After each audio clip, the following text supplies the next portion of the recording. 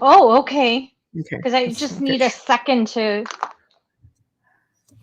Welcome to the Wednesday edition of The Outer Realm with myself, Michelle Desrochers, and Amelia Pisano. We are broadcasting live here on the United Public Radio Network, 107.7 FM and 105.3 FM in New Orleans. Oh, that was you this time. Okay, good. Anyway, yes, in the beautiful city of New Orleans. You're going to notice that we're probably on about 8 different streams right now. We're on UFO Paranormal. I believe we're on Twitch, and we're probably on a few Facebook pages for the network. So same network. Check out a couple of Joe Montaldo's pages. Anyway, tonight we welcome Jason Hewlett to the show, and we're going to be discussing his book, We Want to Believe, One Man's Journey into the Paranormal. It's going to be a great show. I just watched the trailer. It was like, whoa, I love this. But anyway, in order to participate in the show, any of the streams that we are on, you will be able to go ahead and comment in. We will be able to see your comments, but the only place we will be able to actually respond, type back basically, is the YouTube channel for the United Paranormal or UFO Paranormal. Everything else we will try to comment on verbally as we see everything come up, and our guests will also be able to see everything come up in the chat also. Otherwise, just tag Amelia and she will make sure that we relay the message. How Absolutely. about that? Sorry about the fuzzy buzzy hair here today. I think it's all good. I think it's all good. What happens when you let this natural? I'm like a poodle. A poodle, no less. Yes. Oh, Wayne made it. Yay, Wayne. Made it. Yay. All right. Tonight we have a special guest who is a first time comer to our show, and we look forward to learning from him and hearing all about his story, hopefully again. Our guest tonight is an author, journalist, broadcaster, and podcaster with a degree in filmmaking and film studies. He has more than a decade's experience as an investigator and a researcher. So please welcome to our show, our first time special guest tonight, Jason Hewlett, to the show. Do we have Jason? No, he'll be coming in a few minutes. I just want to make sure. Okay. We often get them in so quick that I don't get Joe's that in. Kind of got that magic, like, freaking button. It just goes on it really quick. So we never have time to read the intro, and I want to make sure we read his intro. I know. Because it really has happened a couple times. Yes. It has. Yeah, it has. And they're really quick, So we never have time to read it. Podcaster, broadcaster, journalist, author. I'm like, wow. Mm-hmm. And I have to say, I'm really anxious to hear what he has to say, because they do. We'll talk to him more about the pseudoscience side of things, but just looking at all the shows that are out there, because I'm on a lot of those shows, and how many times you hear me say, all the times that I have filmed, I'm sure people run around think I run around screaming, demon, demon, as farthest thing from the truth. But, it's sensationalism. People want to be scared, or I guess being scared sells. It really gets really frustrating for those of us who are on the other end, because it's just becoming stereotyped, and it does tend to be, it gets to be a little bit much, because we're very, very serious. I've always been a very serious researcher, so can't say the same for everyone I've worked with, but my team now is amazing. So thank you. It's difficult. I'm like, thank you. Yes, I know, Joe. We need emojis. Yes, we do. Yeah, Amelia. Yeah. I've got that. Yeah, let me do it for you. Okay, good. I've got that. No problem. Let me handle that.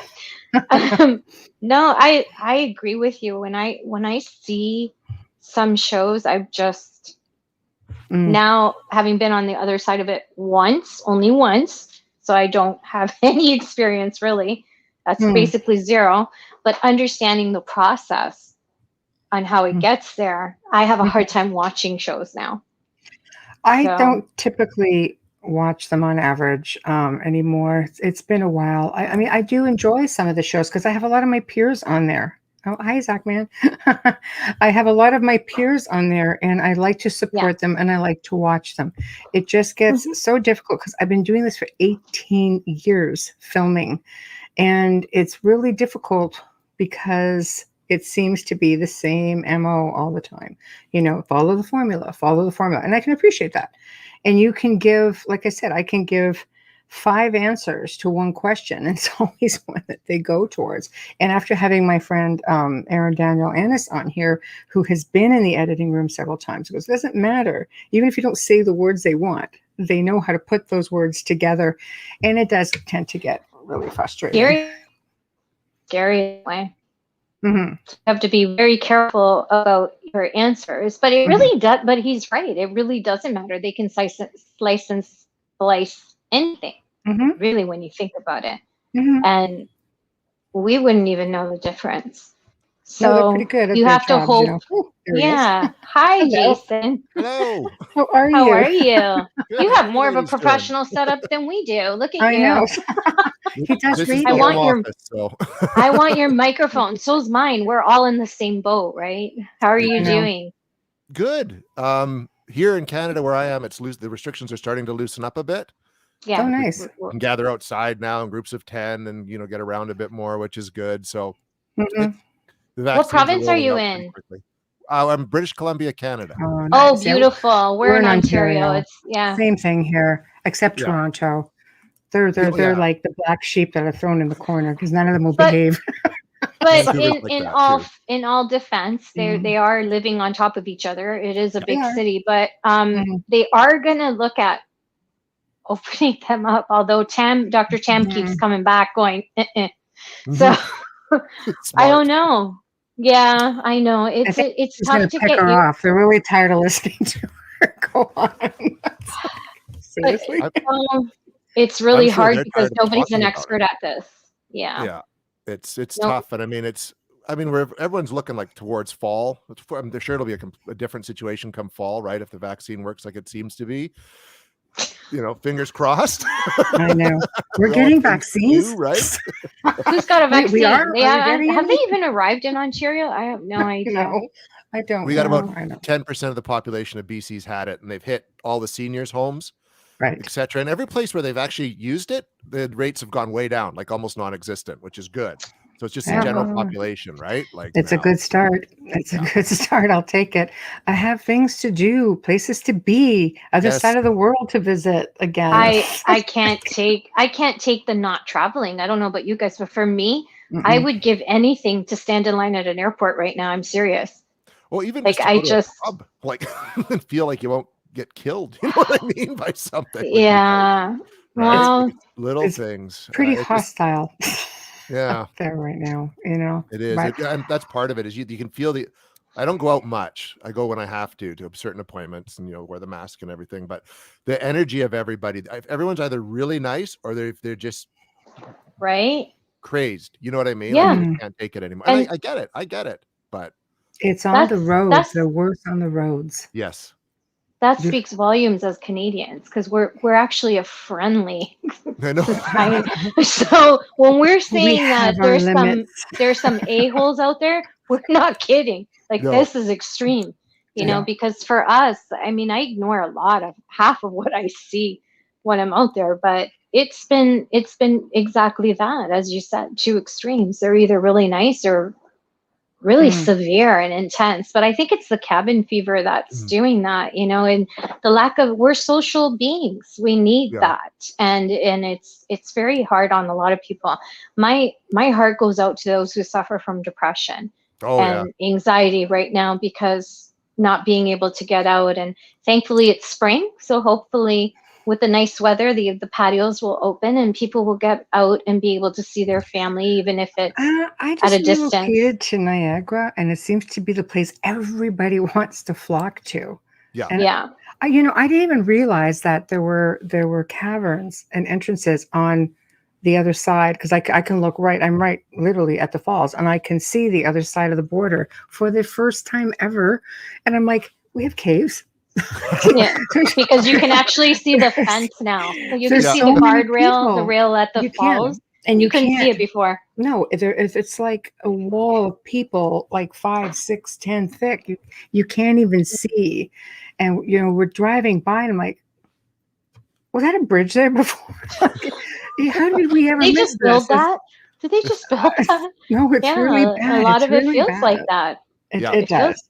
And yeah. of course, the film industry is usually very active here, especially on this street, because it's the old Millionaires Row, all the big houses, and they transform it into many things. So that's been kind of nice too. I mean, they film here, it's just been really quiet. So it's been a whole different world altogether. But we were just talking about your film and how I think it's going to be really refreshing to see something that is raw, because I've filmed for 18 years. Oh, wow. And you've often heard me say, I'm sure people think I run around screaming demon 9 times out of 10, because no matter how many answers I give to one question, it always seems to be the one they go with. And it's just, it gets stereotyped, and it gets really frustrating because it's always working around this formula. Yes. The formula. I like that. Well, this is the I formula. hate that word. Grew I off hate with the that word. formula. It sucks. There's a Okay. huge formula to it. I was even, for another show I do, which is like a pop culture show, we were sent we get sent screeners of different movies and TV shows. We actually got sent a new paranormal reality show. And I'm just like, Did oh, you? yeah. And it's just, I'm watching, I'm just like, oh, okay, well, they're doing that now. And you know what I mean? It just became like, I'm just like, oh my gosh, I've seen this 1,000, don't care who's in it or how interesting Oh it is. I've no. seen it 1,000 Not times another already, one. right? Yeah. And No. it mixes it up a little bit, but and all the stuff where they talk about like the history of a place or all the different, they get like an expert, like not expert in something like from science or a different field, and it's interesting. Yeah. But then as soon as it Oh, gets that out, here's word the is a team doing joke. their thing, it's just, well, we've seen this before, right? Like we've seen it 100 times, and it's just really. It doesn't seem to matter what you say. A good producer, I've been fortunate, will listen. I'll say, well, there's no such thing as experts in a field of something that can't really be explained, because it's hit and miss. It's just, you just can't really prove it. And so anyway, I've had researchers argue that, well, you can be an expert. No, I don't personally think so. I think I consider myself to always be a student. I agree. I like when some people I've worked with, like Peter Renn, who I do the show with, and we wrote the book together. Yeah, you should have brought him on. He's not an expert. He says I'm not an expert. He says there are no experts in this field. Like you're always learning, right? And I've been interested, fascinated in it most of my life. Right. But I've only taken a serious look at it since 2003, like a really serious look at it.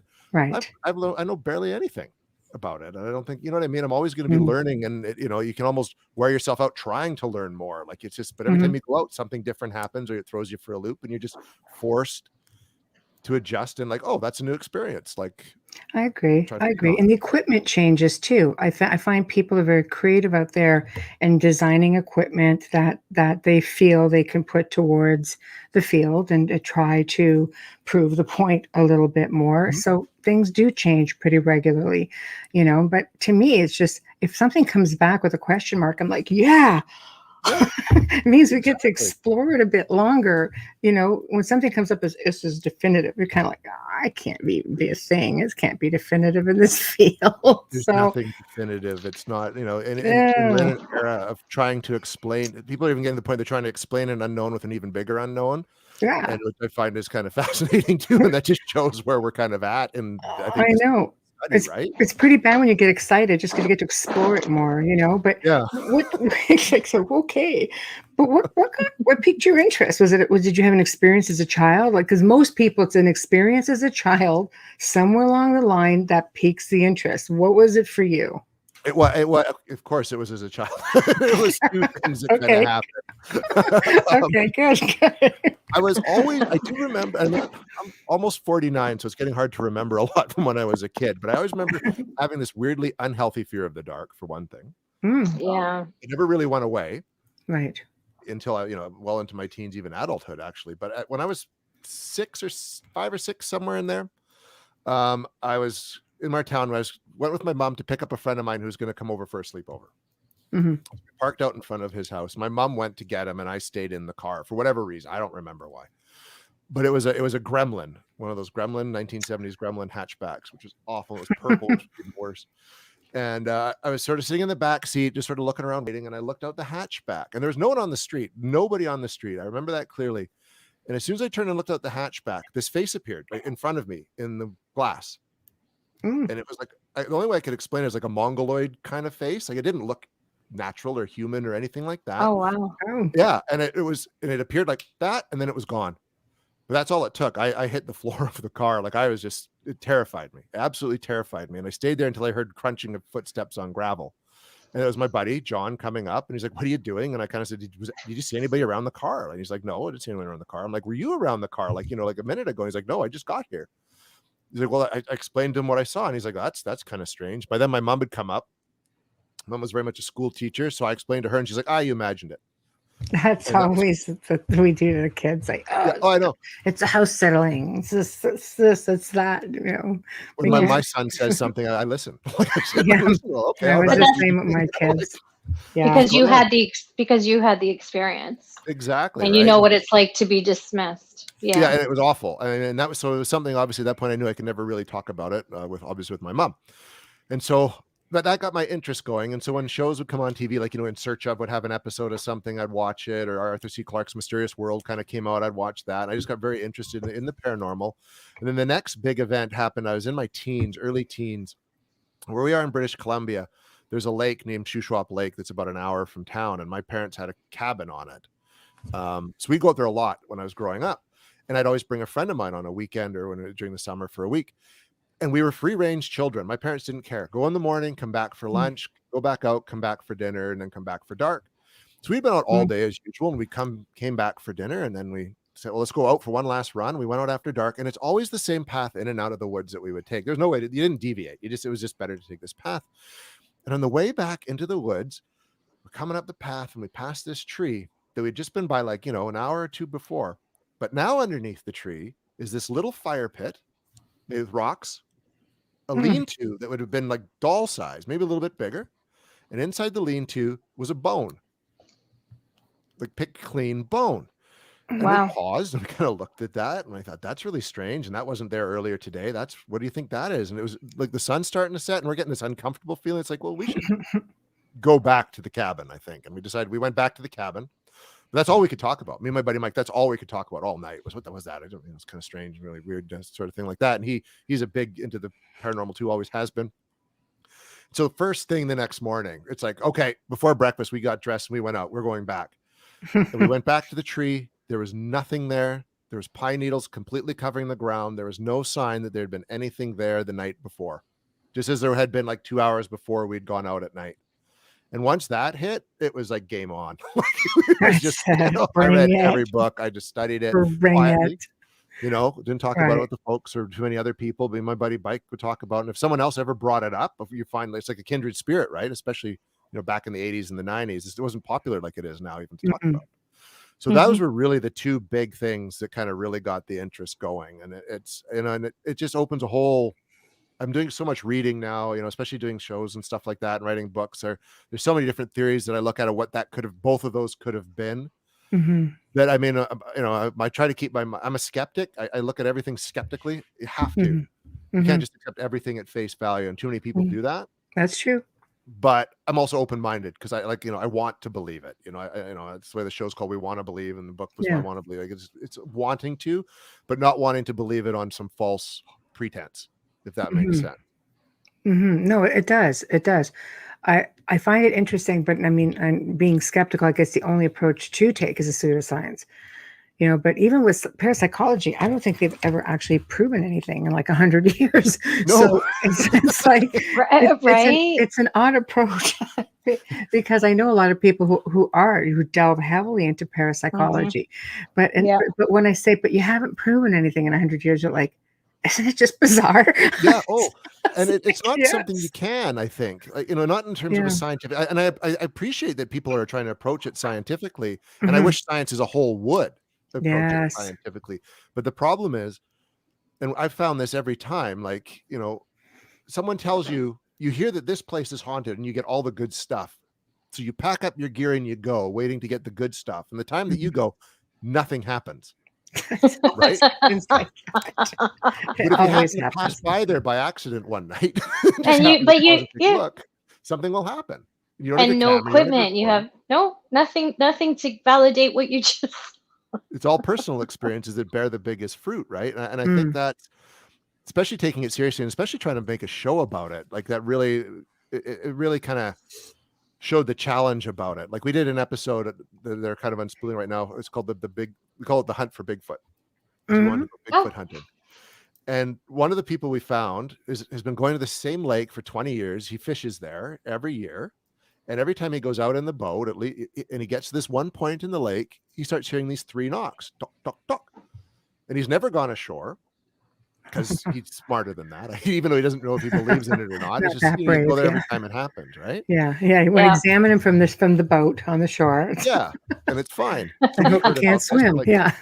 can we come with you? And he's like, yeah, absolutely, right? And so we take all the gear and we go up and we get on the boat, and not everyone can fit on the boat. So the one guy has to stay behind. We go across the lake.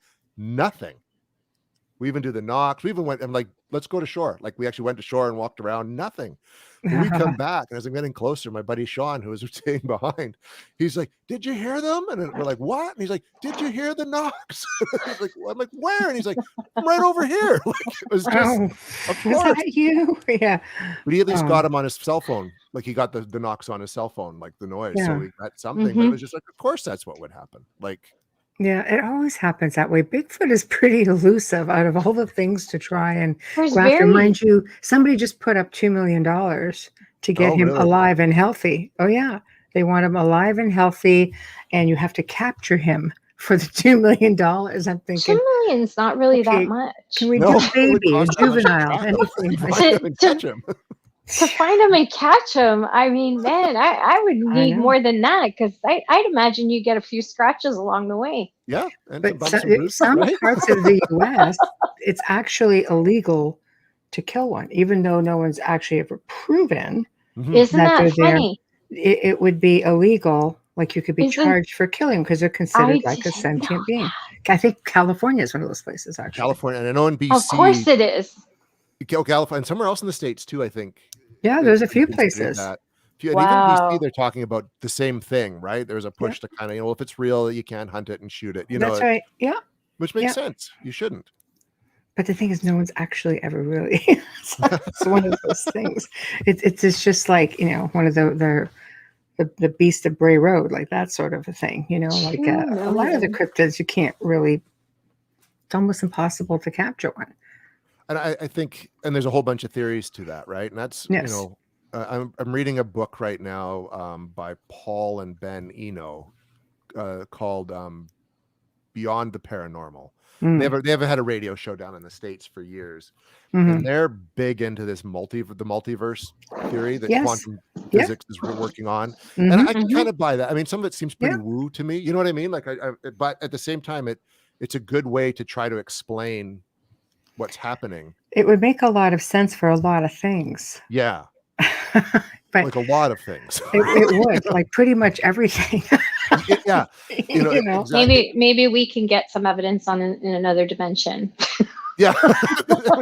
which is where I get stuck, right? Like, well, I want to now go there then and see, right? But when you look at Skinwalker Ranch and everything that went on there, like that makes sense. And the fact that, you couldn't, they would be the scientists that spent like years there could see it with their own eyes, and they were filming it at the same time, and they saw it and it made sense, but nothing turned up on camera. And they would see portals opening, like squares opening in the sky that showed something different. They did. That's crazy that it didn't show up. They're succeeding more now. Bigelow got a lot of stuff, enough to leave and to be real tight-lipped about it. He doesn't talk about it. Yeah. But the people who are there now, the new owners, I mean, they've got some like top people there also. And have you seen the show? Have you seen? I've seen the old, like the Hunt for the Skinwalker, like the documentary. I read the book. This is the season. I guess it was there back in the early 2000s or late 90s. But I haven't seen the new show. I've seen parts of the new show. Yeah, I mean, some people are like, oh, it's just so slow. I'm like, yeah, but you know what? So is investigating for real. It is slow as shit, okay? It really is. People think it's really exciting on an That's average. why you bring It Yep. can be, but I mean, come on, the chances that you can get something, it's hit and miss, but this is what it's like. And it takes time to properly research, and you're seeing it. You're only getting an hour. If you find it slow, be thankful it's only an hour then, because it's probably taken them a million hours to see the whole mesa light up. Right? Exactly. 'Cause it is Yeah. exactly the same as that, which I appreciate shows that do that, or Yeah. documentaries that do that, because Mhm. it's never boring when you're there, No. but to watch it, like when we were putting together the first episode of We Want to Believe, and sitting and watching all the footage of us doing it, It's I like, was just oh, like, come man, this is on. gonna suck. It's like watching a baseball game. I don't remember Yeah. it being Yeah. like this.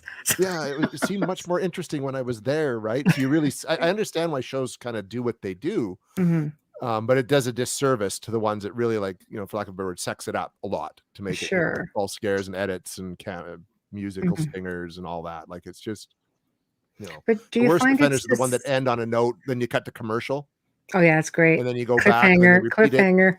and then it I was a know. cat, or the person knocked something over. Sorry, I knocked the pot over. Oh, Like, yeah, thanks for that. Go away. yeah.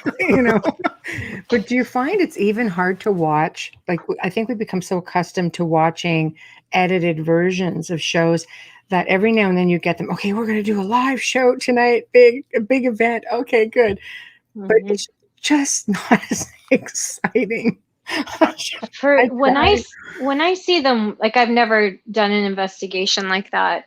When I see them reviewing the evidence, I always like to refer it to like watching baseball on TV. Yes. It's like, God, right? And I've been to Jays games in the stadium. I've been there when they won the first World Series, and it wasn't even as exciting. Sorry, guys, but it's. I always say, if you only have a few hours left to live, go sit at a baseball game or a t-ball game, and it'll feel like forever. Yeah, very true.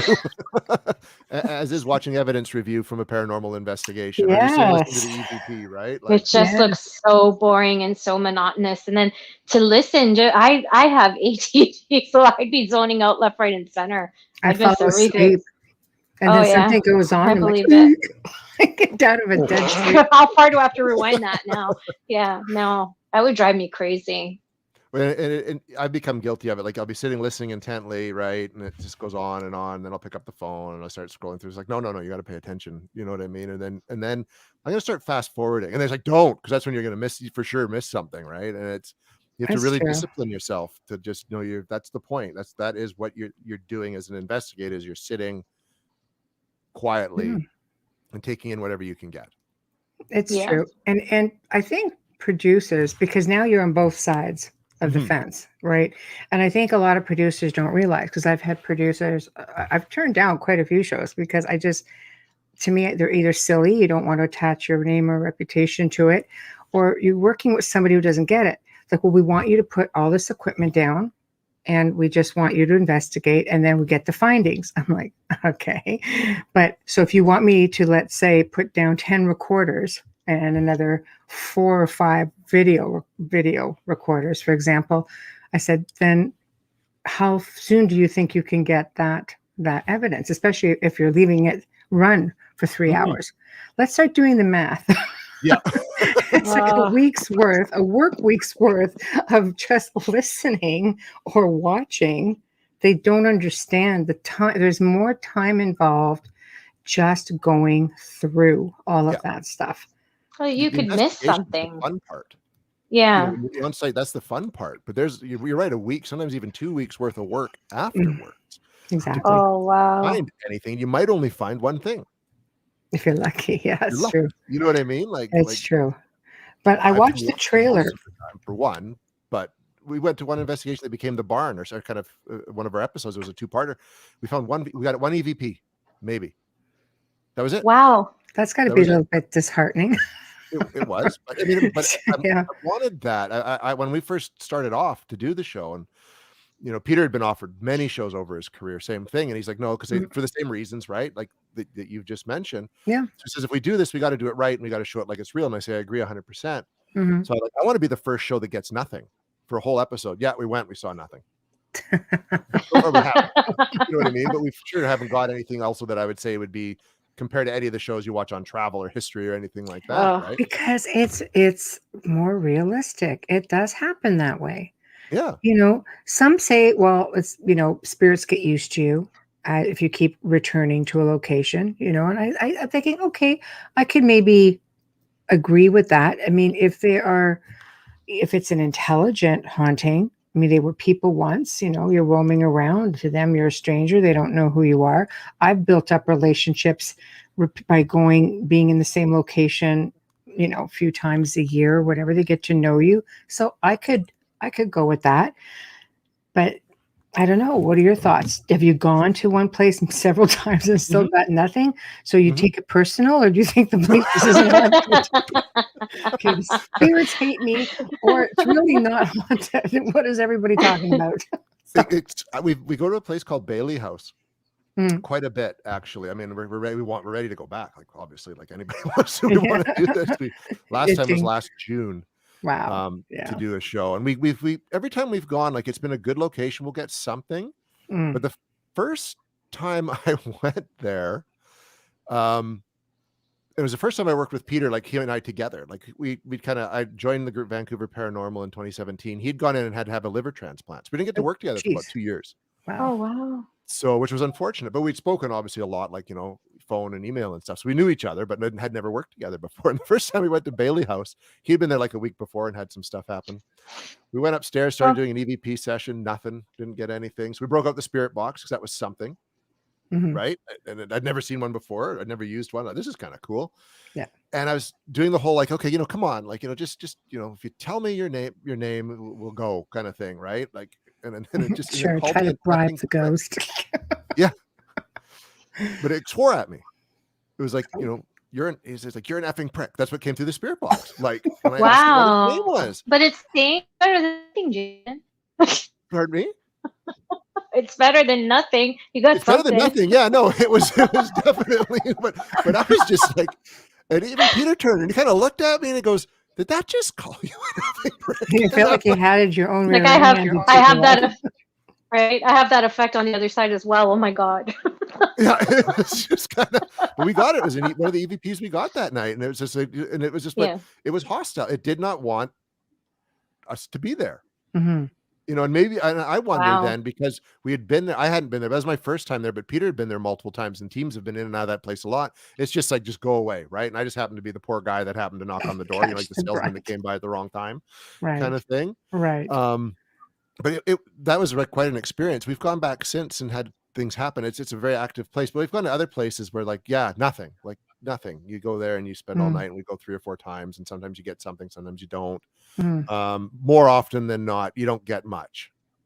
Right. Like in the way that would be like really exciting, in terms of any kind of exciting. I've been pretty lucky with investigations through the years. I've had some pretty interesting stuff. But I don't really go and looking for it either. I just drop recorders around and just kind of mind my own business and go about. I'll go have a conversation with the homeowner. You come back and you hear all this dialogue, like they're just trying to cut in. It's like pretty interesting. Like, well, this might be an approach that works. The first time it happened, and I've been pretty lucky with it.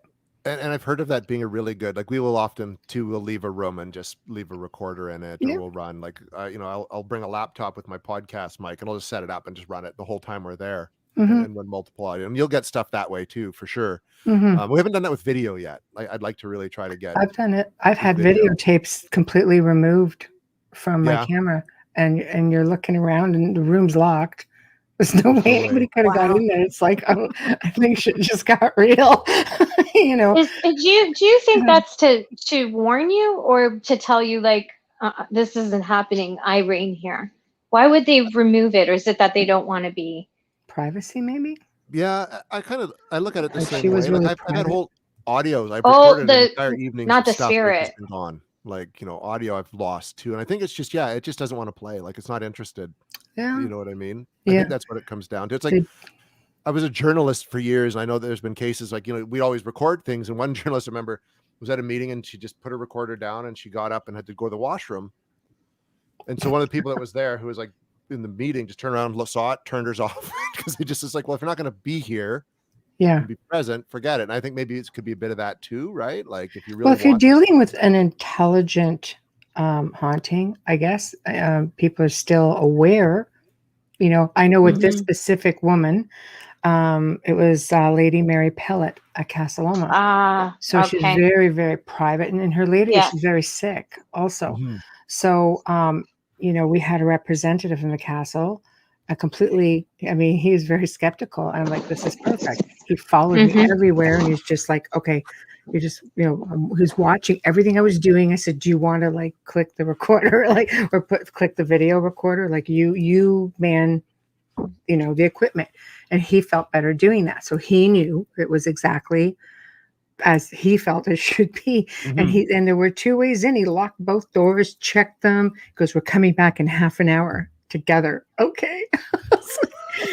And when we got there, and I said, okay, well, why don't you get the tape? You know, we just those little mini tapes. He goes, okay. He goes and he opens it and he goes, this isn't right. It's not supposed to happen. I'm like, what? And he goes, it's gone. I'm like, well, I Wow. didn't even put it in. It's on you. I was like, he Oh goes, my I have God. no explanation. Good, because that tells me it's probably something, one of those question mark moments. Yeah. You know, Oh my God. I know, but she was a very, Yeah. very private individual, and I can only think that. I mean, he was with me like the whole time, and everybody like he's the only guy with the key, and it Yeah. was the one room that we really. It was like an experiment, and so I don't know. Well, she was a very strong spirit to be able to Absolutely. remove something and do that with her energy. She's Unless there's something else floating very around. strong. I don't know about. Yeah, that's scary. Well, and there's the whole multiverse, right? Did something just pop in and go, nah, take it. Oh, Pop yeah, back over? like the You yeah, know, That's that's too pretty. much evidence. Like, yeah, like the Philip experiment and all that crazy stuff. I don't know. It's interesting, but I mean, you're mentioning different pieces of equipment that you're using. So from a parapsychology standpoint, what is acceptable? Because when you say a ghost box, let's say, yeah. I mean, the friends of mine who are in the field are like, wow, we're real funny about that. I'm like, I personally love it, but whatever. It's all, I think it comes down like, I mean, I think the best pieces of equipment that we use is still a digital recorder Yes. and a camera, be it a still camera or video camera. Like everyone I go to, whether we're making it for the show or not, I've got my recorder and I have my phone on my gimbal that acts as my video camera. And I always use that. We use the spirit box. Because we've had luck with it, but you have to discount a lot of what comes through because you are going through AM, FM frequencies and you get a lot of like blips and blurps from radio.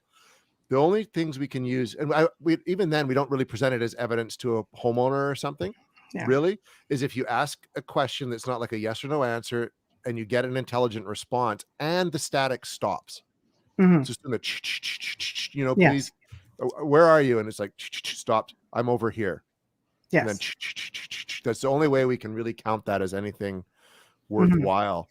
Can you do like reverse speech? Because I know on the equipment I have, I can reverse it. And then it comes, so then it comes through forward. Then that's a bit more, okay, that sounds like it could be a thing. Yeah. We'll go back, we'll play back and forth with it quite a bit through the course of an evening, right? We use REM pods, like the motion detectors, motion detecting cameras too. Like, so we'll set them up and if something moves, you can flash. We use a laser grid. Those are fun. So much Oh, fun. I know, right? Well, so cool. as a medium, they're phenomenal. As a medium, they're phenomenal because they validate what you're feeling and what you're seeing. So I love the ghost box. And yeah, for me, that's just pure evidence for any medium or psychic medium that's there. We even got on the episode that we shot at Bailey House, we even got a shadow with the laser grid and we turned like the light on and you could prove there's nothing in front of it. We turned it off. The shadow was still there. Did that 3 or 4 times. Very cool. Yeah. Very cool. And it's very cool. Evidence I've ever got about anything, like in terms of actually recorded, documented evidence. Nice. And it's such a simple piece of equipment too. Yeah. The laser grid and the camera. Yeah. But we don't count a lot of other stuff. Like we just stay away from it. Like the panels, the light panels that people will put down on floors. Have you seen those? Yes. Because it's designed to be a toy. The SLS camera. The SLS is kind of cool. It's Yeah. cool, but it's designed to pick up patterns. So Yeah. when any kind of electrical movement could set it off Oh, and do the same thing. You know what I mean? yeah. So it's just I don't trust it. Maybe if you It's use that questionable. and a FLIR and a Yeah. laser grid, you know what I mean? I I'd know. kinda I know. I really do love the flares. Like the night visions are really interesting. I also had a piece of equipment that was very sensitive to vibration, and it was designed and it had these little lights. So if you put it on the stairs or on the floor, and if something was walking or going up the stairs, and if the recorder caught it and you could hear something going up the stairs, it'd be interesting because you would see the lights yes. go with the vibration. Like there's Yeah. just these so many little gadgets out there that you think it's pretty genius when you think about it. It Do is. you And I ever? think, oh, sorry. No, go ahead. No, no, no. I was going to ask you, thank you, if you ever go old school, baby powder, Polaroid, Oh yeah, like cassette recorder would pick up even more than a digital. Peter does a lot of that, and we're bringing Mhm. tape recorders back into what we do, like the old Nice. reel to reel, and even the old cassette tape Hmm. device as well. And we've used Polaroids. I've never done like salt or anything like that. Yes. Like I think that'd be kind Yes. of. I'd even like to do the string with the the bell on it. You know what I mean? I've done it. I think Yeah. that'd be fun. Yes. Yeah. But I think the best way that we're going to get everything related to evidence is like we just talked about, using all these different things, but at once, Hmm. not just relying on just a spirit box or just the light. I think if you use everything, that's the best we're going to get for now, is just having multiple things set up at the same place, trying to capture everything at the same time. I think that's Hmm. scientifically, that's as good as we're going to get for now. Hmm. Well, from a scientific standpoint, I tend to get a little giggle when people say, well, we only do science. I'm like, we have scientific equipment. That's what it is. And I'm like, Oh, I wow. said, what kind of scientific equipment? I call it tools of the trade or toys or something, but are you Yeah. bringing the laboratory? Got And they look beakers at and me stuff. like, I'm like, no, I'm not trying to be like rude or mean, but I mean, when somebody tells me that they have scientific equipment, I'm expecting something really hardcore and amazing. Yes. Yeah. Where's the gas burner in your beaker? Yeah. I see, and I take that offensively as a medium, that when they don't see it as evidence because it's coming from a medium. Well, I think it's partly, there's been so much hoaxing going on. Do you know what I mean? Yes, that's Mhm. true. And I even now, understand that. with even just setting up, like I could show the footage of our, laser grid, and someone's Mhm. like, I faked it. Right? Like people That's just hard. automatically take that jump. I think because this is a field of study, there's so many people have faked things. Do you know what I mean? Mhm. Like, and they post it on the internet, because you can do so much with visual effects now. Like, but they aren't even visual effects. It's just like little Yeah. clips with your, and Yeah. and I think all the shows don't help either. Like, people are automatically prone to think that you're making it up. Oh, yes. So, and Hollywood movies play it up a lot. Yes, that's true. So I think all that just works against the field and medium. You know what I mean? And there have been Mhm. mediums that will fake stuff, and if you know what I mean, and it Mhm. just doesn't help. Oh, the I safe ones, understand right? that. Yeah, Yeah. I like the combination of the two, where you have Mhm. the scientific, your equipment, and then you have the medium there as well. Because for me, that's just validation. Well, and it's when we've used a medium, we have one named Jen who we've worked with, and we'll go in and we do kind of our walkthrough first with the homeowner, and we'll even do some investigating first, and then we'll bring Jen in to see what she picks up on. And if what she's picking Mhm. up on relates to what we're experiencing, what the homeowners said, we won't let them talk, we won't let them speak. Then to us, it's like, okay, that lends weight to what we've heard, right? Like it kind of really supports it. Yes. So many shows though, hey, we showed up at the location, send the medium in, you know what I mean? And then No. Yeah. I don't think that works as well. And not being to be disrespectful, but I think that just No, puts no. questions in people's heads. I don't. When I say offensive, what I mean is to just discount it altogether isn't fair either. No, But to work together, I think, is a great medium, and it's a good balance. I agree. Oh yeah, I think you've got to take everything together. Mhm. I agree. You can't just, I'm someone like, because I'm investigating ghosts, I'm not going to sit here and go, I don't believe in UFOs. I You know what know. I mean? Either, right? Like I'm not, because I think if you're open to one, you've got to be open to the possibility You have that to be it's open to all everything. everything, and in some way, Yes. I feel a lot of it could even all be interconnected somehow. Yeah. I believe they're Right? interconnected. You know what I mean? Like, Yeah, Yes. I believe they're interconnected. I also believe that we live in a world of technology, and a lot of the old school stuff does get pushed to the wayside. I remember doing an event where a woman showed up with a photograph of a spirit that was captured, and she came with a negative, oh so wow. people could see Wow. it. Yeah. And the kids, like the younger generation, had never seen that before. Mhm. I'm like, "You've never seen a negative?" Oh my gosh, that makes me feel so old. I was doing an event. It was for I feel a so school old. group. A Yeah. school brought me in, and she came along just to show, like a show and tell. And when they could see the spirit in the negative, they was just like, wow, That's wild. it Yeah. was wild. But I think that's going, like the Polaroid. We used to use them all the time, and actual photographs, film, and tape a recorder, right, and not use the other side so the sound doesn't bleed through. Yes. I'm showing my age right now. But I know I've used all those, you know what I mean? And the old Yeah. reel to reels. I even, think where they're it doesn't, it just fantastic. yes, runs the through, reel and to you reels. get what you get, right? Yes, exactly. It's different times. Everything is digital, and it's just so, like you say, it's just so easy to fudge. Yeah. And there's so much of it. You see things on, all over social media. Oh, this is a thing, and this is a thing. But thankfully, there are people out there who's like, no, this is what it is, and they could work through that. But it does make our jobs as researchers much, much harder.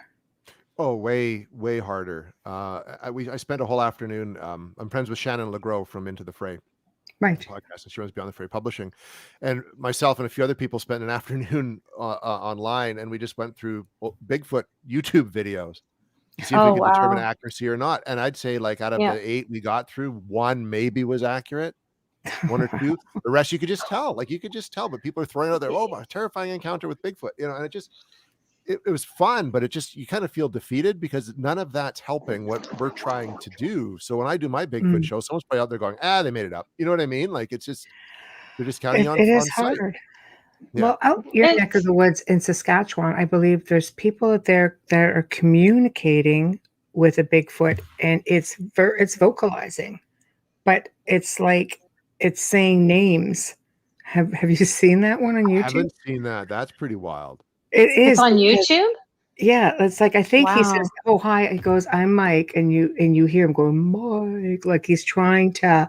Yeah. So I just came across it one time. Somebody sent it to me, and there's a whole series of them, and and they Wow. go to this family, this Bigfoot family, or this group, like, often, and I guess they're getting used to one another, according to what I was told before I listened to it. So it might be something you guys might want to look for. And I think it's out of Saskatchewan. Saskatchewan. So a bit of a trek, but Wow. not too bad. Yeah.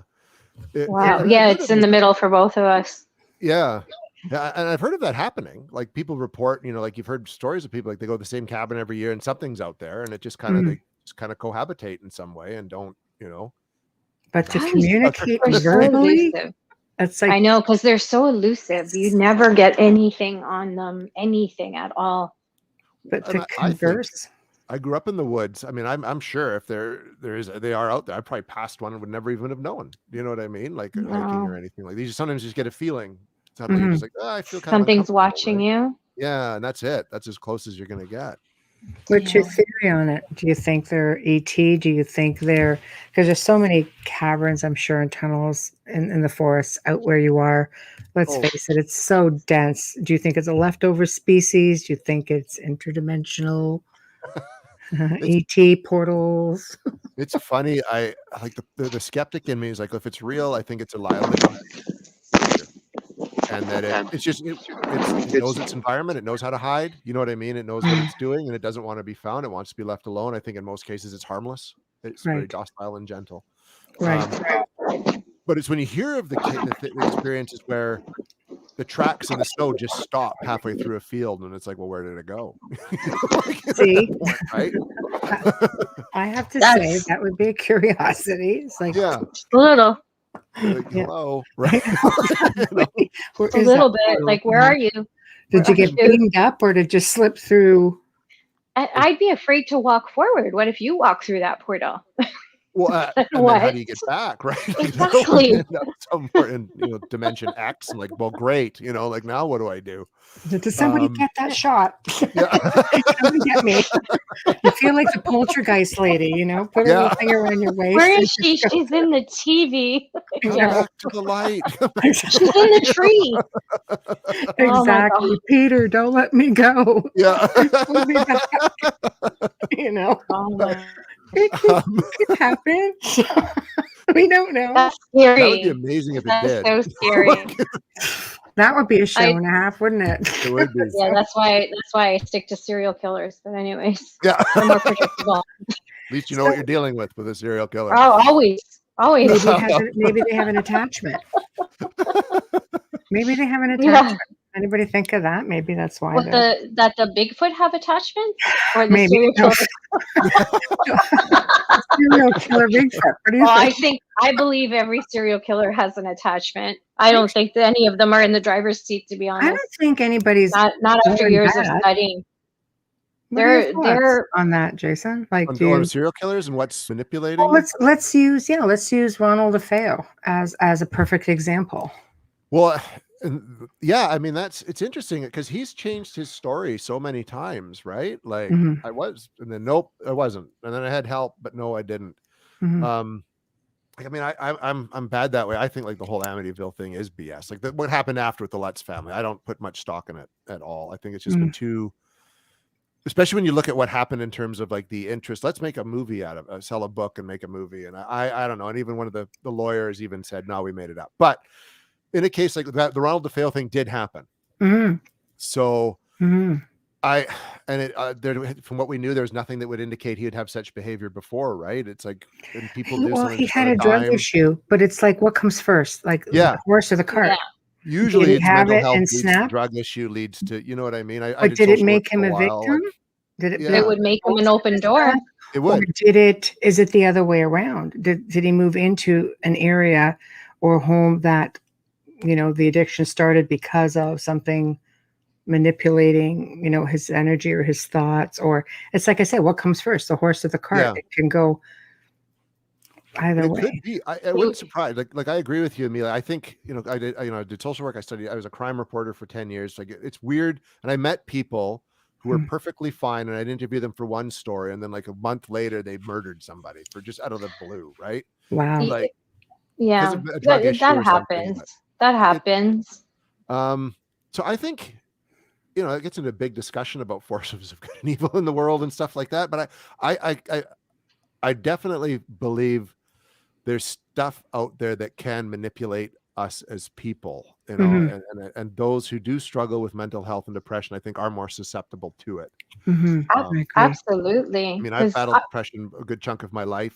So have I. The work I did, I have PTSD, and I know there's certainly days where it suddenly feels like I'm not driving proper. You know what I mean? Like it's I know what I'm normally like. Something's trying to slip into the driver's seat. Yeah. Yeah. And reading that book by the Enos, they talk about parasites. They call them parasites, and it's beings that are part of the multiverse, but they're negative, and they feed off fear and negative energy.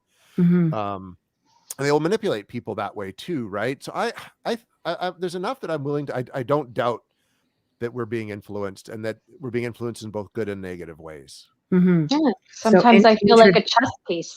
Interdimensional beings, basically. Maybe, yeah, or if you're more religious, it could be a religious. But I think all the religion we've created has come from what came before, right? Like I think that's just simplifying it in a way that's easy to understand, if that makes sense. No, it's true. It's true. You have to go by somebody's religious belief, because you can't, if you're helping somebody, they're trying to find faith in something, you almost have to lean with whatever it is that gives them faith. I mean, I've had to study religions just to be able to communicate, I guess, in their language, sort of thing. So they understand. But when I say serial killers, I'm referring to John Wayne Gacy. I'm referring to Ted Bundy. Ron DeFeo was a mass shooting of his family. He never harmed society. Nothing else ever happened. I mean, it does fit very much a profile of, the drugs, and then why not the demonic for that point in time, especially with all the stories and everything and all the history of that house. But John Wayne Gacy, Ted Bundy, Charles Manson delegated in such a beautiful way. And I know it's a disgusting thing to say, but I'm saying as a perspective on the criminal side of it, he was brilliant. Oh, and I don't think that came naturally. I think something guided him. He was known to worship as well. So that's what I mean by to me, Ron DeFeo he was a mass shooter who snapped and killed his family, and president likely because of what he was doing and what he was involved in. For me, serial killers like Bundy and Gacy, there has to be something else to it. Well, especially there has to be. Gacy did, you know what I mean? It wasn't just he went and killed people. He hoarded them all. He kept everything. Yeah, he kept all those bodies and then some. He went to his grave with only the confessions of the 38 bodies that they found. But we know, studying him, that he's likely killed many, many more. Oh yeah. You know, even like the Night Stalker in the 80s down in LA, he didn't, you know, he was just all over the map. And did you watch the documentary on Netflix about him?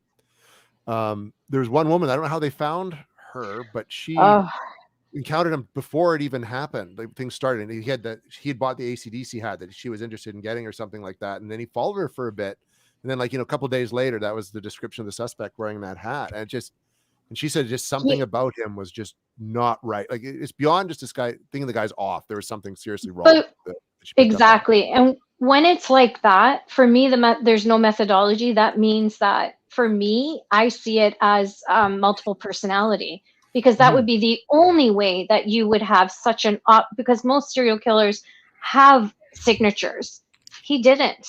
And he was all over the map, even like you said, all over the map, even his victims. And that's a tough one. To me, I would look at it as multiple personalities first. I would want to know psychotic. I mean, obviously they're all sociopaths or psychotic, but I would want to know if there's more than one personality, because they wouldn't be telling each other that something's happening. And you could argue that it's demonic as well there. Well, you could. Yeah.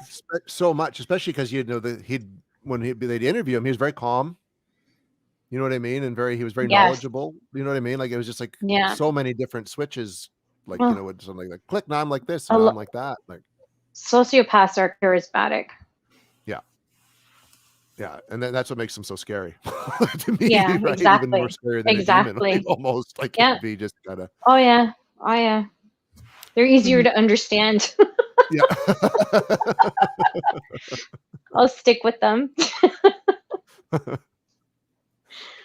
Well, it's logical. Right? Yeah, that's the whole thing. You can break it down and profile it scientifically, if you want to use that word this time. Yeah, you're right. Psychologically, you can break it down and find the similarities and be able to pinpoint your subject. But I still think a lot of them are influenced demonically, if not the darkness somehow, or like you said, interdimensionally. Like, who's to say they're not slipping in and slipping out? Yeah, or something slipping in at the right moment to nudge one way or the other, right? I think there's so many. I think as we kind of are going along this ride, you know, and are paying more attention, like, I think society as a whole is paying a lot more attention to the paranormal. It's big in pop culture. It's huge right now. Huge. I think people are starting to ask those questions, you know, like, well, what is really going on? And there's got to be more. And especially after a year like this, where, you know, we trucked along in our day-to-day existence, and now you're kind of like, everything was derailed so much. You kind of look at the life you were leading. It's like, well, was that even really living? Like, what was the purpose? You were born, you got older, you got married, you had a kid, you had a job, and then it ends. Like, that's it. And I think a lot of people are starting to do that, where they're just like, no, there's got to be more going on here than just this surface society and world that we've created. And I think, I'm hoping, you know, once we transition out of this into whatever happens next, I hope a lot more people keep asking those questions. And I think part of that is what's feeding this interest in spirituality and the supernatural and everything now, is people are just starting to be dissatisfied with the life they're living and just finding it very shallow. And there's obviously a lot more going on. Well, I think a lot of the religions out there are just letting people down also. And maybe people want real answers. You know, let's face it, religion on an average, I'm not trying to diss religions by any means. You know, people draw faith from many different things in many different places, but it's a controlled it's human, it's humans who Mhm. control it. Mhm. And Yeah. with that being said, it's controlling the masses. And I think from a lot of people that I speak with, it's just like, we just want real answers. We're not sheep. We want real answers to it. And you see a lot of and again, I'll go Catholic because I used to be Catholic. So after a while, these are backpedaling with some things, and I knew from a very young age that I wanted better answers. Mhm. And I think people like enough. I think so, and I think so much of it with the problem I've always had with any organized religion is it all becomes very conditional as well. Well, we will be allowed to be with God in heaven if, Mm-hmm. and I If had a you hard don't time do this, thinking, this, and that, the yeah, 10 Commandments. Those are one exactly. thing. Yes. Yeah. But if God's real, would he really be that conditional? You know what I mean? If If it's, God is all love, would he be? yeah, would he put Would he? rules to it, Why are right? people killing in the name of God? Yeah. Well, there's a whole other side. I know, it's a whole other show. That's another. I know. That's a whole other I know. show. No, Extremists. it's true. Yeah. It's true. But God is all loving. Do you know how many spirits get stuck because they're God-fearing people? Especially when you're going back to the time of the Puritans, for example, early settlers who brought that belief system with them into the New World, and it was instilled into them. Thou shalt not covet thy neighbor's wife. Shit, I covered my neighbor's wife. I'm going to hell. So Yep, well, we're stuck. exactly. So What exactly they're do you taking mean their by covet? Can I get Yeah. a clearer definition on It's this a here? gray area, I isn't want it? some clarity on But all of this. the There's a thing lot of is gray areas, 1 to 10. the thing There is that is. they're stuck behind because they'd rather take their chances here. Yeah. And if God is Exactly. all loving, and we're taught that God is all loving, then why would you not want to take a chance and cross to your all loving God? I mean, you see what I'm saying? It's just like an oxymoron. It's like, oh yeah, it's good. God loves you, but if you do this, you're in trouble. Yeah. You're in So I deep, deep can't poop, walk man. into that. I can't walk into that light because I wasn't good to my mother, or I cheated on my husband, or whatever reason. They Yeah. hold back, and it's really sad. Even the suicide. Yes. We're taught, at least with Catholicism, if you don't have the right to take your own life, only God has the right to take your life. So you imagine you're at a low point in your life to take your own life. Now you have to contend with that. Well, now I'm going to hell. Now I'm just, what am I going to do? This is the ultimate sin. But meanwhile, it's not like that. It's not like that at all, actually. Yeah. It's a very different No. thing than that. And because I read a very interesting article the other day. It kind of touched a lot on all this. And how like right now, if something bad happens, like even like this pandemic, and people are, like, well, how could God let this happen? Right? Like Yeah. that's a lot of people have said that. Mm-hmm. Back before we became so civilized and living in big cities, if you were just out on your farm as a family, you worked hard every day. From a very early age, you saw death because you had to kill your own food, right? Or if you had, livestock, a wolf or a bear would come and kill it. You saw that, and it just became like, well, that's just the way it is. No one questioned God. If you believed in God, it's like, well, that's just the way it is. Like that's the way it's supposed to play out, right? But as we Circle of become life. more civilized and started to be like we've been pushing, the more civilized we got, the more we pushed the concept even of death out of our frame of reference. They're not even called funerals anymore. They're like celebrations of life, right? We're not acknowledging someone's died. We're talking about remembering them when they were alive. So we don't even want to think about it. Mm-hmm. So when something bad happens, like a mass shooting, people just feel like, well, why would God let that happen? But it's like, no, that's still just the way it is. Like that's just this pandemic. There's no conspiracy. This just happened. It happened 100 years ago. It'll probably happen again in another 100 years. So if there's a God, he didn't do this on purpose. He's not punishing you. That's just life. But we've so disassociated ourselves from the reality of even what life is. We don't even understand, and what death is, that we don't even understand how things work anymore. I don't think. We just keep trying to even prevent it from happening to us. It's really sad with Christians, because I'm Roman Catholic, and when you hear Christians saying, why did God let that happen? I'm like, hold on a second. You read the Bible. It says free will. Do you want to argue that? Because there's ways around it. But that, again, organizations, and I'm Roman Catholic. Don't send me emails. I fly on, no, seriously, because I'll get them. You can send them to me. I'm a recovering Roman Catholic. I still, as you can see, the crosses in the back, the Virgin Mary, I'm still part of that. But I am one of those who picks and chooses for bits of the religion. I'm not going to lie, because there's a lot of stuff I don't agree with, because it's not that the vernacular of the Bible is of those times. We need to bring that to modern day if you want to keep your parishioners. That can be disputed as well, because the New Testament is completely different than the Old Testament. But so much of the Bible's missing. So much of it is missing. That's why I have a hard time with all of it, and I question so much of it. And that's another show. Choose out of it what they want, anyways, right? Like they interpret. They don't look at the big picture of it. They just look at bits and pieces. Oh, this suits kind of what I'm thinking, so we'll just roll with that. You know. I get criticized all the time. When you point things out, like if you look, I've said that, I mentioned this quite a few times, the Old Testament, where it says the gods made man in their image. And the New Testament is like God made man in his image. Yeah, who's he? And it's one slip, and people are like, "Oh, that's not a thing." It's a thing. Go back and read it. It absolutely is. It's a singular. It was multiple before. Like, come on. Ancient culture, because ancient cultures believed in multiple gods. Yes, they did. Exactly. It's entirely different. Some cultures still do, right? Exactly. Aboriginal culture, there's many, and they even consider Bigfoot kind of among one of their spirits in the woods, right? Like that's right. Yeah. So how do you argue that? For thousands of years it's been a certain way, and then religion comes in modern time, goes, we're just going to change it. Okay. It works better this way. All right, let's go with that. But there's a lot of controversy that floats around out there. But I think with people wanting answers, do you think maybe, and internet, and of course all the shows, do you think it's why we're getting an awakening when it's coming to the paranormal? Everybody wants to do paranormal research. I get messages all the time. She goes, I got a really lovely message recently. She goes, I'm not a millionaire. I'm really nobody, but I really want to help people. I had an attachment. I got rid of it myself years ago, and I want to help somebody. I said, everybody is someone. Nice. Everybody is special. There's no prerequisite as to your financial or social status to want to help somebody. And I'm happy to, and I just said, this is how I started it. Right? Yeah. And I'm still going. So I think people are either feeling the need, like they want to be of use, or they just want those answers.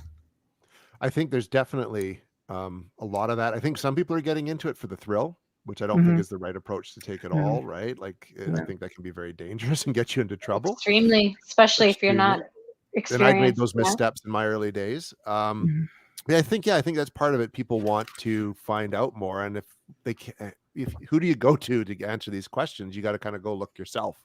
And that's why I've been asked, well, if I want to start doing a paranormal investigator, what should I do? I'm like, well, find people who know what they're doing, have done it a while, and see if you can piggyback and work with them. To learn how to do it right, so you don't like do something really stupid, because you can, right? And that way you're doing it the right way. If you're serious about it, if you're really serious about it, if you just want to put YouTube videos up and get lots of views, just grab a camera, go to some abandoned building and see what happens. Just yell in the dark, and I'm sure something will happen that can work, but I wouldn't recommend that. No. No, it's like the misconception of, the place is abandoned, it must be haunted.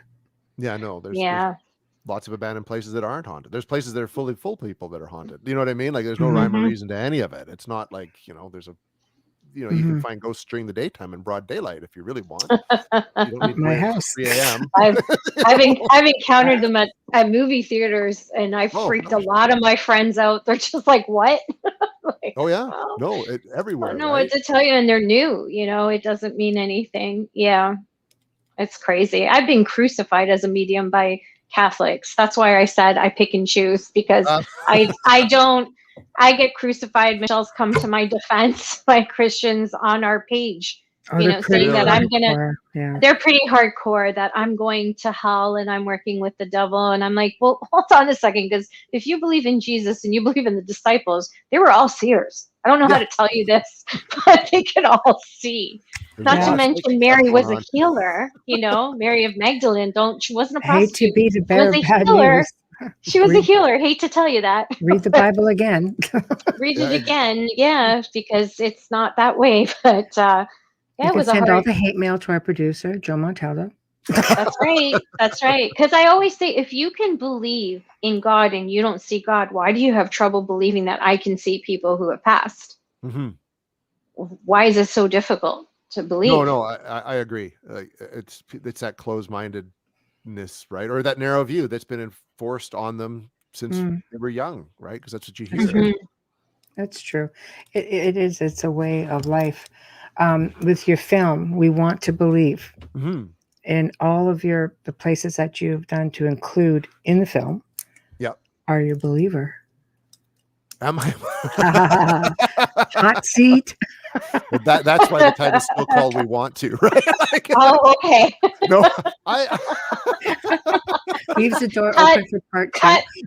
I, no, it's like I definitely like I have no doubt. Like the one thing I can say is I know there's something going on, Right. right? I know there is. I mean, I've experienced stuff enough personally, and professionally that I have no doubt that there's something going on. What is it though? I'm still not prepared to give that Right. answer. Do you know what I mean? Like Mhm.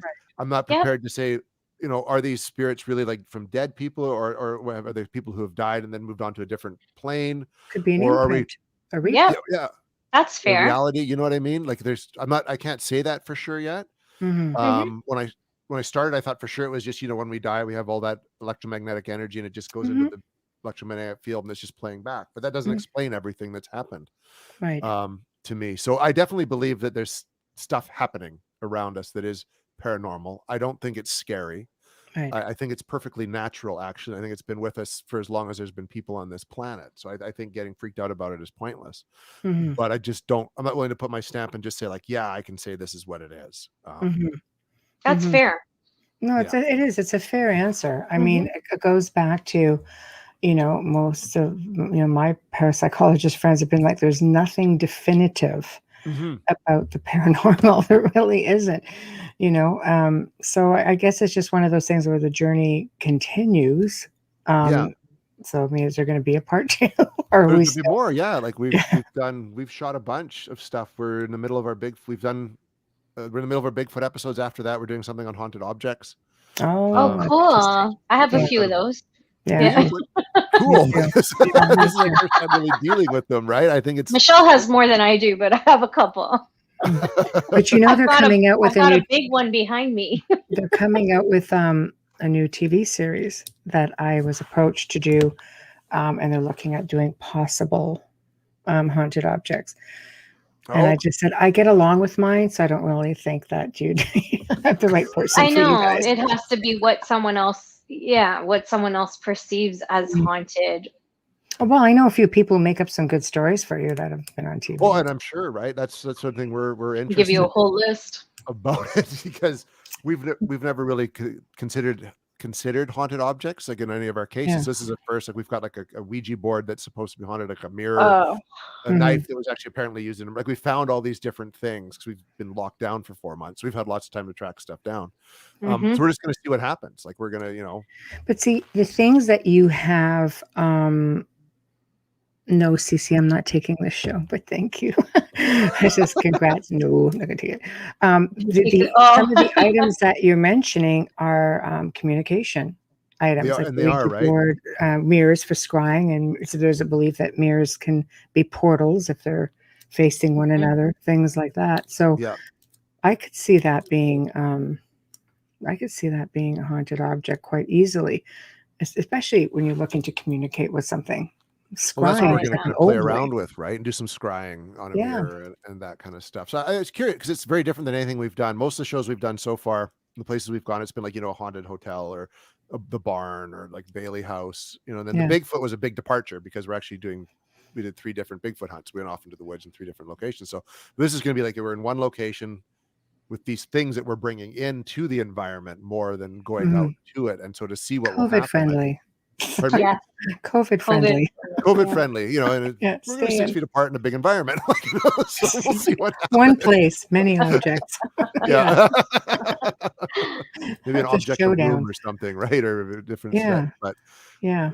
and we'll just sort of see what happens. So this would be Mhm. kind of a new step for what we've Yeah. been doing. So Yeah, haunted objects are funny. The first one I ever got was a human skull, Oh, and interesting. it gave the guy so Well, many that's a problems. giveaway. Human skull. That's a Yeah, giveaway. but Fine. you know what? I've always looked at myself as the caretaker of certain things. I mean, a lot of things find me, and I turn down a lot of stuff as well. But this thing caused that man like so much havoc in the home.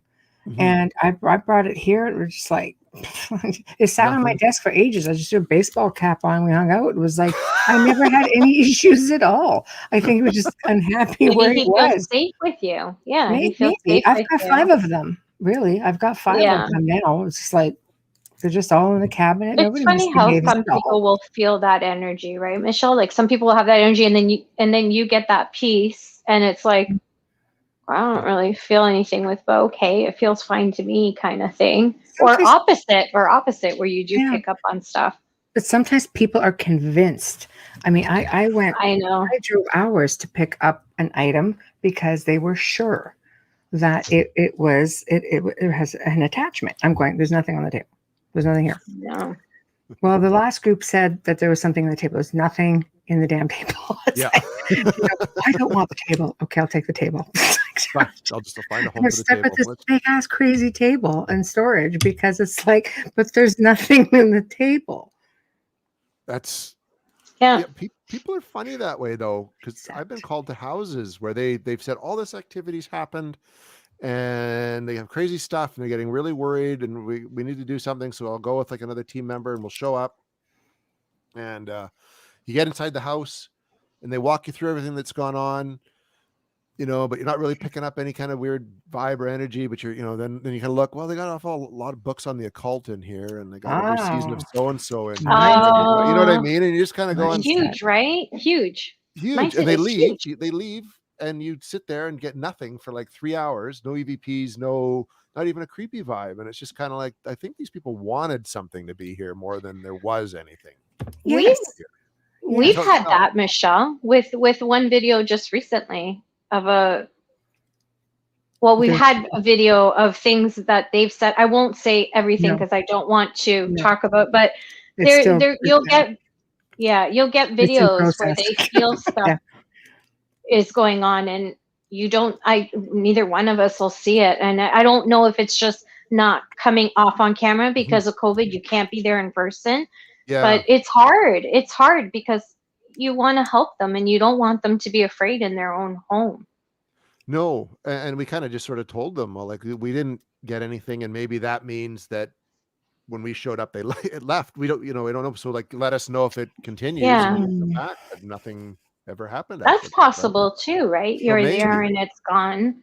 Do Yeah. you find, I mean, in our case, I find it's easier for somebody to believe because I find people project a lot, like just psychokinesis, tons, just projection things, poltergeist, they're projecting outward. And I'll send them links. I try to be very delicate and I'll send them a link to psychokinesis. I say, can you just please research this and tell me if you can relate to any of this? Mhm. Because it's easier for someone to believe that there's a demon in the house than it is for them to believe I'm a pretty powerful individual. Like my energy is doing something crazy here, and I am creating a lot of crazy stuff.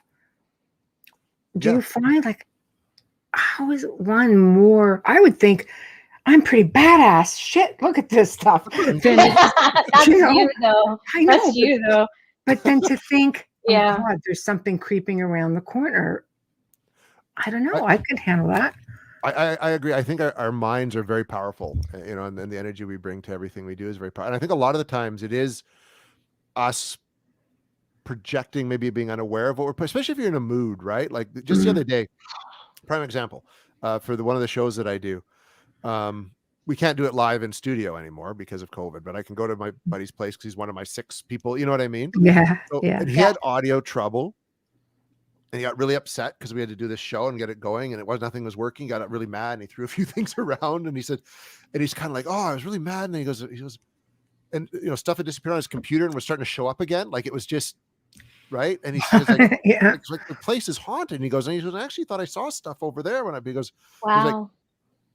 but I was also mad and I was like out of breath. So maybe it was like an oxygen shortage. You know what I mean? So maybe Projection. yeah, you know what I mean? Yeah, Projection. yeah. So and that really got me thinking is how much, because it's like, even when you're a paranormal investigator, you're going into a place already thinking the place is being haunted. People are telling you that stuff happening there. So Right. your brain's almost primed to expect something. And if you're Yes. not a trained investigator or don't do it for a living, you're going to be even more primed to think so, like, oh, we're going to spend the night in a hotel and maybe we've heard spooky stuff happen. Your brain's going to start playing with you that way, Adrenaline, everything. right? Yeah. So I think we bring a lot of that to not like we as investigators, but just we as people. When you already expect something to happen or you want But something now to you're a happen. collective too, because you're a group and you're all perhaps feeling the same way. Exactly, right? It's I Yeah. think it's interesting, and I think we can sometimes we can create, it's like that audio and visual pareidolia. You can Oh, yeah. probably, you think you've Oh heard my something. gosh. Pareidolia is That's a I big thought I heard one. something and someone else is That's like, a oh, I big think I heard thing. that too, right? Like, I think that works Especially, against us in right? that sense as does. well. It does. It does. It does in some ways, because a lot of the TV shows, you do see a lot of that. Mhm. And then with the PKing, they're conditioned to believe that it always has to be something malevolent. Yes. It can't be me. I've broken quite a few glasses and I know it was me, Just because, but you pent up well, something. because I was so close to it. I knew Yeah. that it was me, but it's hard to accept that you can do that sometimes. And Well, and I then don't know. I really feel for them. I just want to help everybody. I really do. I want to just solve everyone's problems, and you don't want them to be afraid of living, especially if they have children or pets. You don't want them to be afraid of living in their own home. That's supposed to be your safe place. exactly right. And the place where I live, I've had stuff happen here. Especially before my son was born and before we renovated it and Yeah. all that, had stuff and then I kind of wanted to shut it down because it's like, we're pregnant, we're gonna have a child. I didn't want to bring a child up with all the experiences I had been having. It's scary. But there's Yeah. a question. Scary. Could it have been your wife? Because our hormones go out of freaking control when the baby Exactly. tries to suck our brain cells out.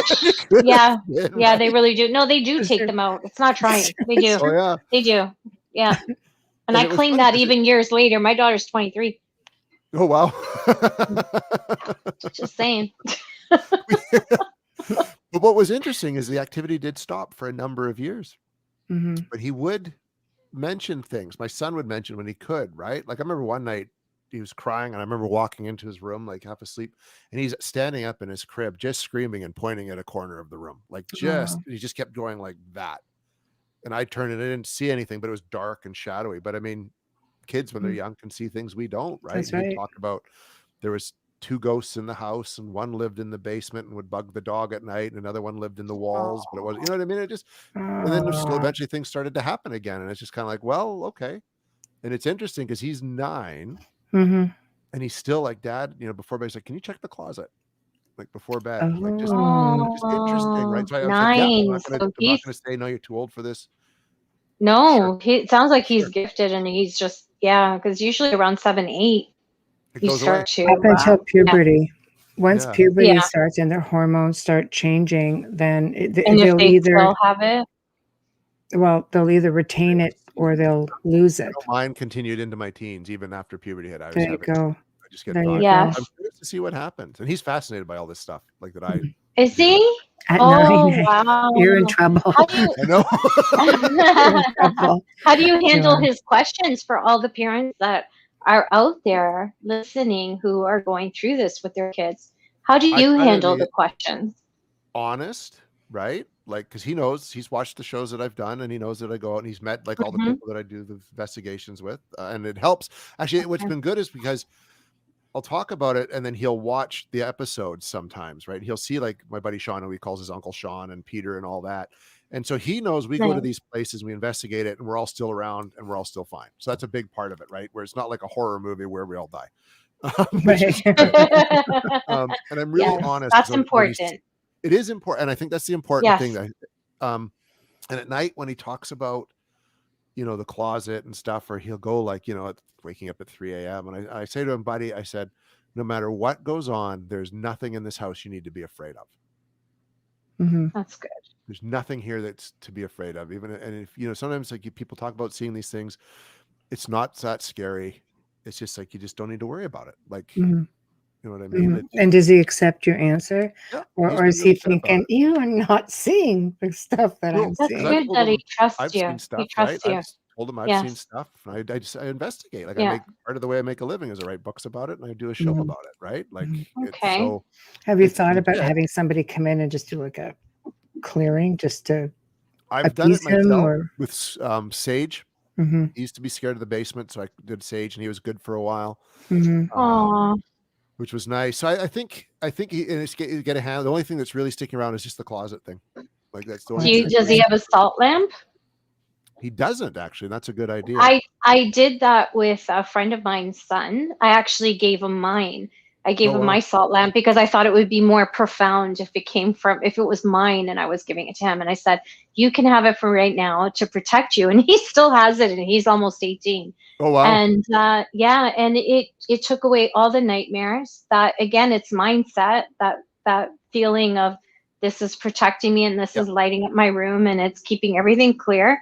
And it worked wonders with him. That's why I asked if he has it, because that's one of the first things I ask. Because sometimes if they have a nightlight because they're having trouble sleeping, the salt lamp kind of does double duty, right? Because you can turn it on. That's what So we use a lava lamp for him.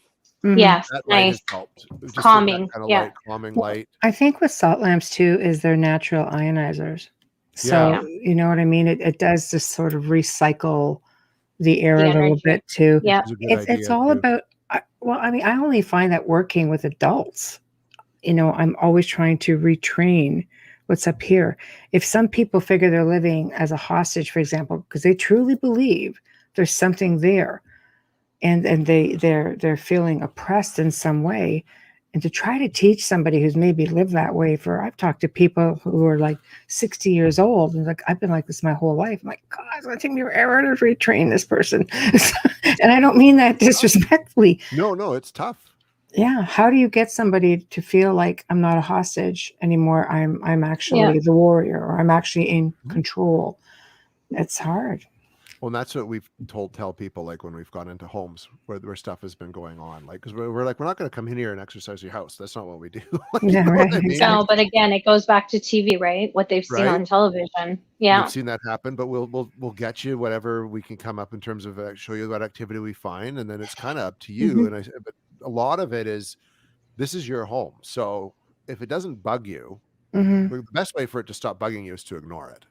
Hmm. You're That's right. kind of one thing that's worked. Acknowledgement is It's like, empowerment. I always yeah. say that. mhm, Or if you really just don't want it here, just go take charge. Hmm. My house. If you Hmm. want to stay here, you're welcome to. You just do not bug us. This is our home, and we'll coexist. Otherwise, get out. yeah. But Hmm. Right? first, you want to make sure that it is a spirit before Yeah. they get to that point, because oftentimes you'll get there and there isn't anything going There isn't on. anything at all, and we do a huge No. pre-screen process even before going in. Like, run Yeah. a bunch of interviews with them and talk about, like, do you have any mental health issues in the home, any drug or alcohol Yeah. abuse, Medications. Yeah. all of this. Yeah. And once we kind of get past that point where we're confident there could be something, then we actually go in and we do Yeah. our It's a walkthrough. We research the place. Like, it's a process. It's not just like, yeah, yes. cool, let's go, right? Like, Yeah. You asked something really interesting when I watched your trailer, and I guess you had come across something that basically claimed to be demonic. mhm. And you said, what constitutes you being a demon? Something along the lines of, why do you call yourself a demon? Why do you think you're one? I Yeah, can't remember the dialogue Wow. exactly. What would Yeah. prompt you to approach it that way? Like, did it growl at you? Did it, you know? what okay, yeah, that's interesting. There's a that was kind of, it was funny because I'd mentioned when we wanted to do the show, we wanted to be the show that got nothing. And the first episode we taped, first freaking episode we taped was at this hotel. And we were going in, we're interviewing the people, and we'd been in it before. And a guy who lives there has what he calls the demon jar. And what had Oh. happened, this place was a nightclub and it's a hotel and it's social housing.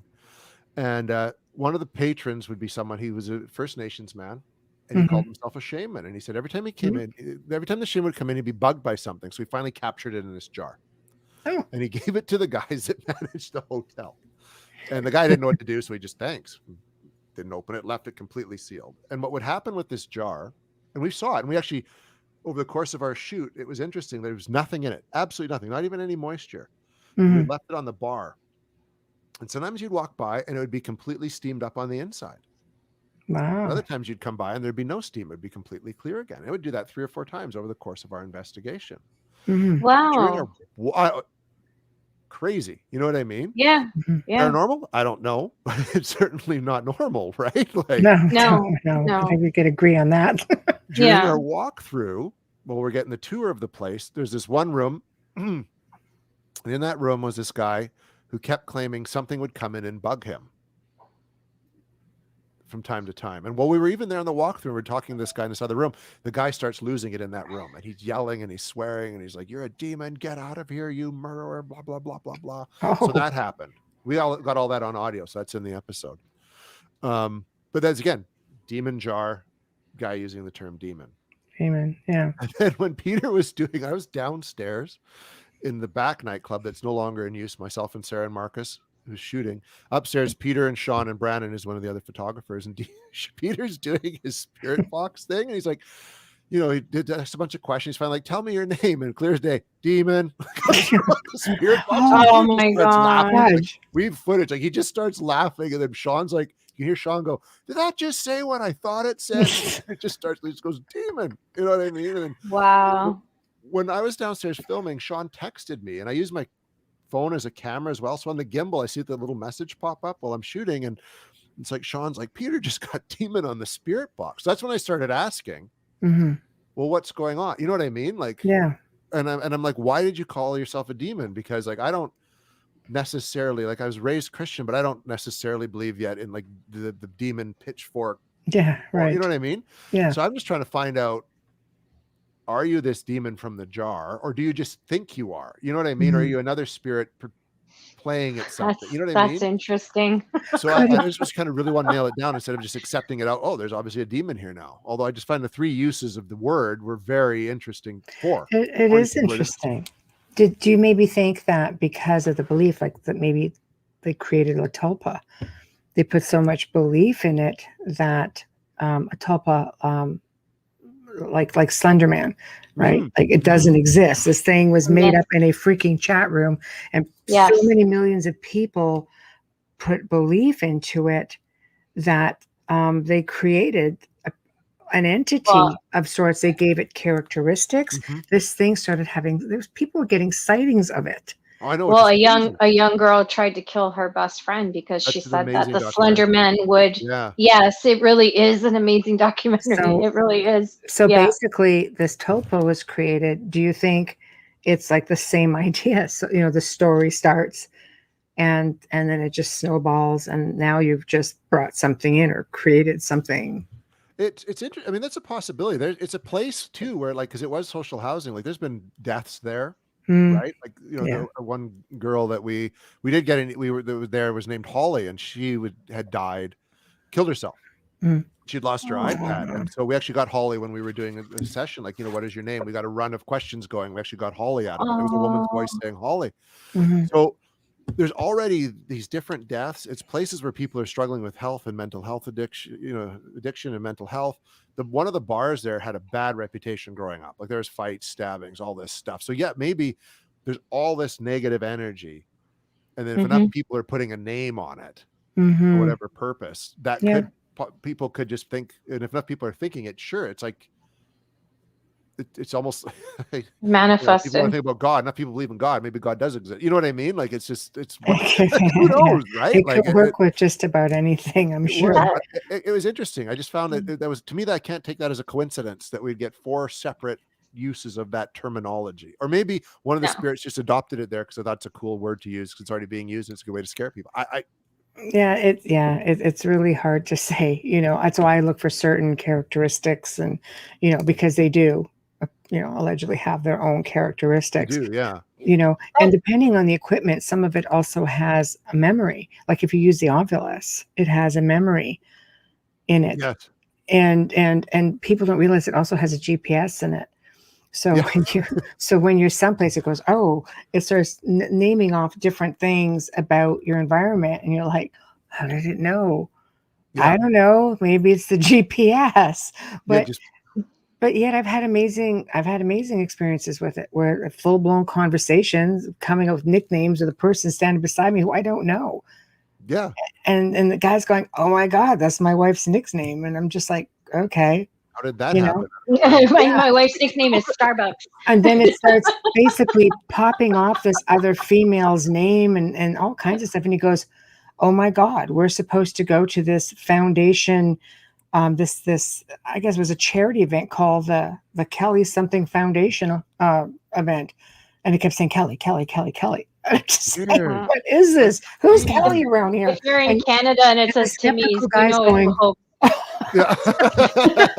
So there's something to be said for it, you know, when the skeptical guys are just totally gobsmacked and that make sense out of what's going on. You're like, question mark. Yeah, it makes it, that's where you can't discount what you're experiencing, because enough of it's lining up in some way, right? Mm-hmm. So you just kind of go, well, that's something. And that's in this business, like we're never going to get evidence that's going to hold up in a court of law, at least yet. But that at least that's something more tangible, right? Like that you can say, all right, well, there's something there. Like there was one case. Okay, here's a case for you. I had to do some research. There was a murder case that had gone on, and a man got acquitted because the jury grabbed a Ouija board while they were sequestered, and they tried to contact and say, you know, did he do it? And even though the board said yes, they tried to contact the victim. They tried to contact the victim. And even though the victim said yes, allegedly this is who came through, it was acquitted because they used the board that guy got off. That's a good way to screw a trial, just saying. I don't even know how the hell did they even answer that one for me, Jason? How did they get the Ouija board into that meeting room? You don't need a board. You just need paper and a glass. Oh, yes. Well, they could do that. Right? They could do that. No, but she's right. All they needed was their glass, pen, and paper. They're supplied with that when they're in there. They are. But why they have the supplies? Because there was a lot of paranormal people on that jury. I must have been. They just, you know what? They're like, hey, somebody had the brainiac idea to say, let's just ask the victim. Which, okay, it makes sense. But you had to have 11 other people go follow with you. That's like, I mean, have you seen 12 Angry Men? Seriously, how did they even shoot that? It's the only time that it allegedly that a person ever got off because of spirit communication. Oh my God. Probably because the judge thought this jury's cracked. Yeah, and out, right? Yeah. That's probably what happened. That's sad. There's a show called Paranormal Jury, and every week they could. Can you imagine? That's a great concept. Let's coin that now, though. Be careful. Let's copyright that now. You can use Paranormal Trademark Jury. it. Trademark it, Jason. That's a great idea. You just put it off as for entertainment purposes. Let's go back on the Manson murders. No, but you test that theory by going back on crimes that we know the outcome of. And you test that theory that way. Yeah. Do not try this at home, kids. This is for entertainment only. I know. Can I just go back to that jar for 1 second? Because that fascinated me because I've never heard of that. Would that be something like a Dybbuk box? I think that's kind of the point. Not so much, but it was a makeshift one because this guy's Aboriginal, so they have their own trapping system. Right? A spirit. I believe you catch it, cap it, seal it, and just don't let it out. Wow. Can we do that with in-laws? Just wondering. My family's all going to cut me off now. But anyway. That would be amazing. And Jason's like, I'm not speaking.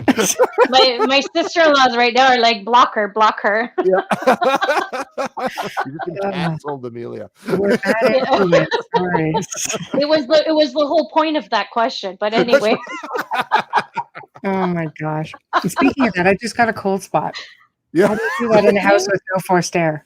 Probably one of the 6 skulls you have behind you. That's right. I don't know, man. That was weird. A lot of people will often see things like the lights go on and off, and they're all on separate breakers. Michelle's house, I've been in there. I can personally attest to the fact that it is haunted. I've been in there more than once. Like, It's beautiful. People will That's message just me a and say, little "Can you tiny check your piece of recording it. at this specific time? There was a voice that came through." I'm like, I'm the only one here. so I don't know how. I don't know. Whatever, get used to it. There's a lot in there. Well, it's weird It's all doing good though. the show again from home because we come from a studio also. Yeah. And it was just shit sound. It was just terrible. I mean, this Yeah, house has not walls going back. 3 feet thick. So it's like, Nice dead air, right? Like, yeah, pretty much. yeah. It doesn't travel too much. Just put it that way.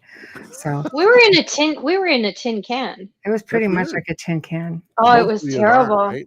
They're designed for optimal sound. Like, they're built that way. So it's really. Yeah, one of his studios was, but not the one we were using. Oh, really? No, the radio people got Not the the tin one he can, gave us. and the Yeah, musicians got the like got the good amazing one. Of soundproof. course, the You know, musicians. Yeah, I know. we didn't get that. I'm We like, weren't there long. I know you talk, and it's just like taking a tin can and having a conversation. It's like, So what was nice about it was that we had a window street view, so people and Yeah. I be able Oh, to see. Yeah, that was nice. But That's the cool. sound was ridiculous. Yeah, so ridiculous. not so That would good. be cool. No. Yeah. No. Yep. So, okay. So, what's next for you then? You're working. Are you finishing up the Bigfoot documentary? I think you should come back on when you do your other documentary and bring Peter with you. Yeah, no, we would love that. Like, we're That'd be fun. editing. We just finished. We're just putting music to part 3 of our Bigfoot hunt. We've got one more part, and then we've got another investigation we did that right before Halloween. Oh, That's going to come out, where we went to a place called Ashcroft, which is a village with a lot of different ghosts. We kind of did a little wrap Yeah. up that way. yeah. And then we're going to be filming the haunted artifact episode coming up in April. Oh, Peter and I are writing our second book right now. We're Oh. working on our second book. We got a contract to do 2 more. right. The first one sold well enough, so we're working on those. And then I just do other YouTube stuff for Joe Blow, which is where We Want to Believe is hosted, on their paranormal network. We do a show called Hunting the Haunted, where we dissect popular or known cases of hauntings. And Cool. called That the looks UFO like show fun. as well, which is just Right. like a monthly UFO wrap up kind of thing. So Oh, there's always I think something. That's That's really great. cool. Yeah, it's fun. Thank you. I like It's- that, hunting the haunted. I want to see Yeah, that. it's been Yeah. fun. The trick is It's picking interesting. different cases. Yeah. that people Have you know tried enough the about, right? Enfield? Have you tried the Enfield That's haunting? the next one. That's the next episode. The That's first is the very Amityville horror, of interesting. course, and then Yes. Enfield, and then I think we might do the Salem witch trials. Like, just talk about that and everything that went on there. Lizzie Borden's house is up for sale. Just I saw saying. that. If anybody wants to go halvesies, I'm in. I'd love that. That'd be. I've been there. I knew somebody Yeah. owned it once. So Oh yeah. Did anything Yeah. happen while you were there, Amelia? just- was it, Yeah, I had a lot of experience to the point where I've actually talked about it on air where he asked me to stop talking. First he was like, I won't say who the person was that ran the tours, because I went there, and I go to Boston yearly, like as not since COVID, but with my girlfriend, and it's like a besties trip, right? Yeah. So one year I said, okay, we're not going into Boston and not coming out without going to the Borden house. And I introduced myself because I wanted him on the radio. And he's like, oh, you go first and just say what you see. Because, of course, that was a great catch for him, right? Having a medium go through with the tour group. Well, he didn't like what he was hearing. And he pulled me aside and said, you have to stop, because that doesn't follow the script that we have.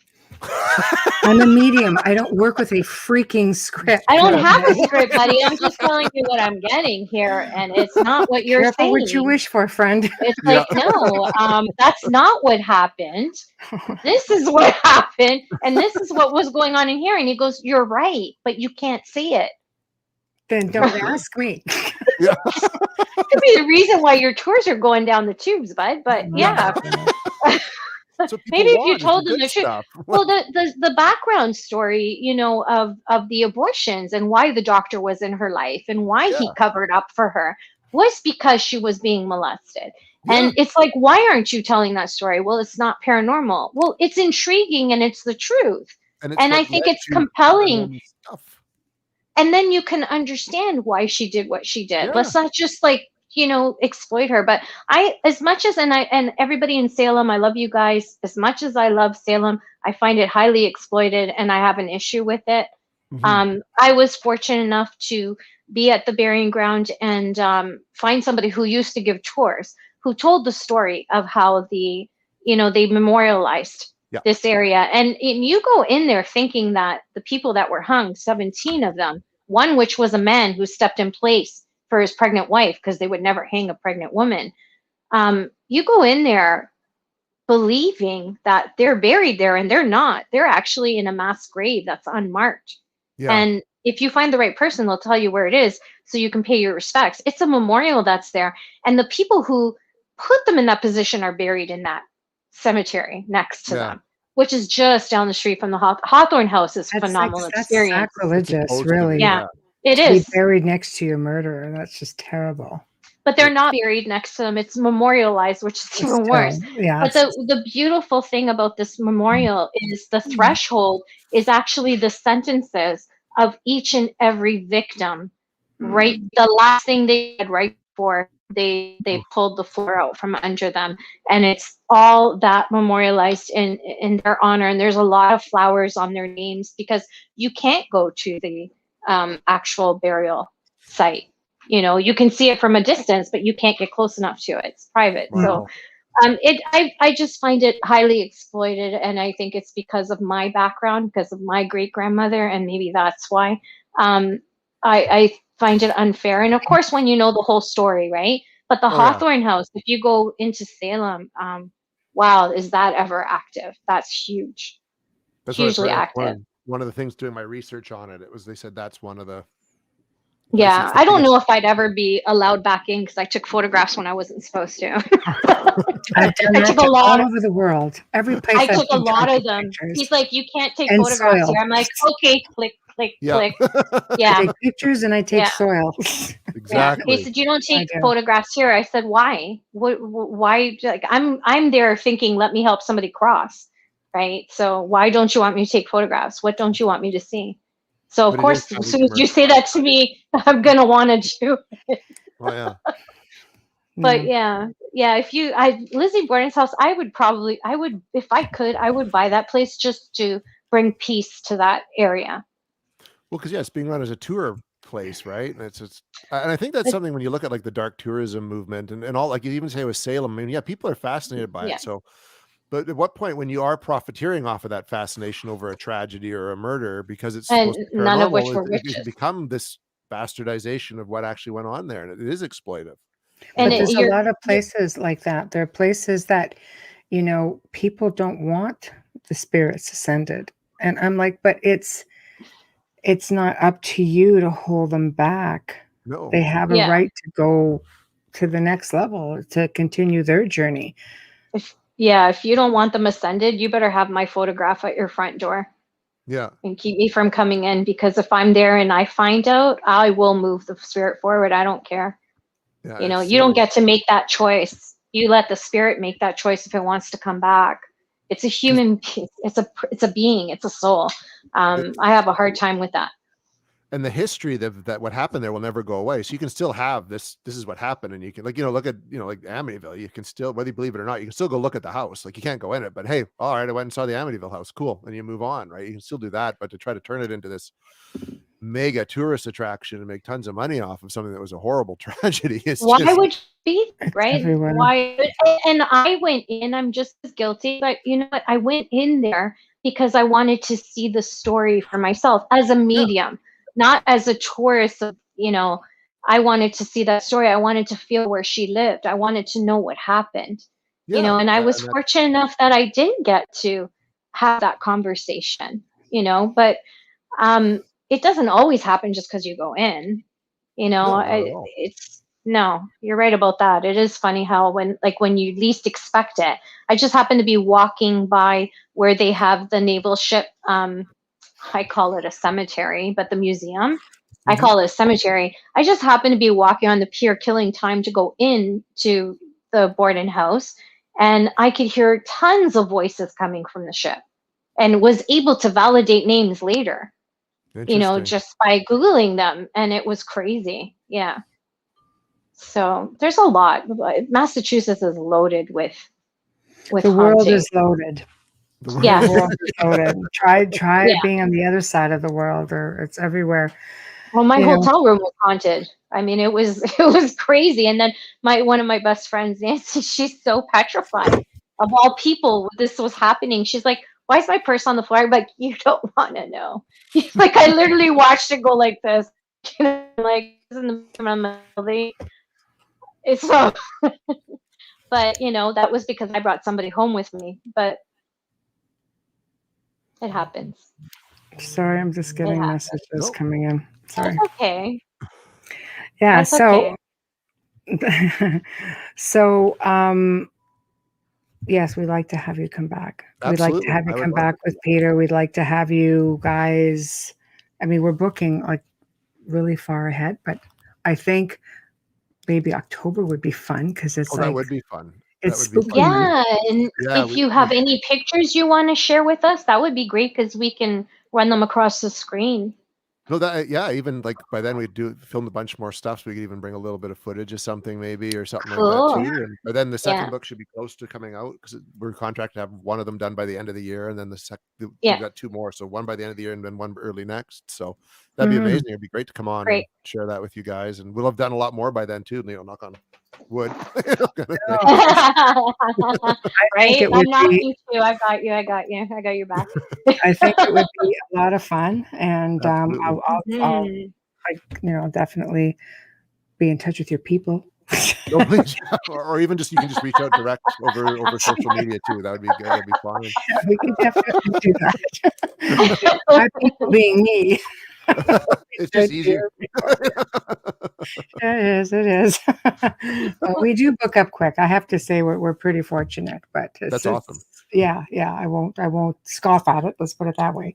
So it's a good thing. But it is hard. It's hard to get October's a special month. people to go that far ahead. So yeah. But it's not far when you think of it, right? I mean, it is far, but look how quickly time moves. So I mean, Yeah. It does. But everybody wants October. In our Everybody field, wants October. Oh. Yes, they do. And know. there's only so many shows, right? There's like what, 2, 4, 6, 8?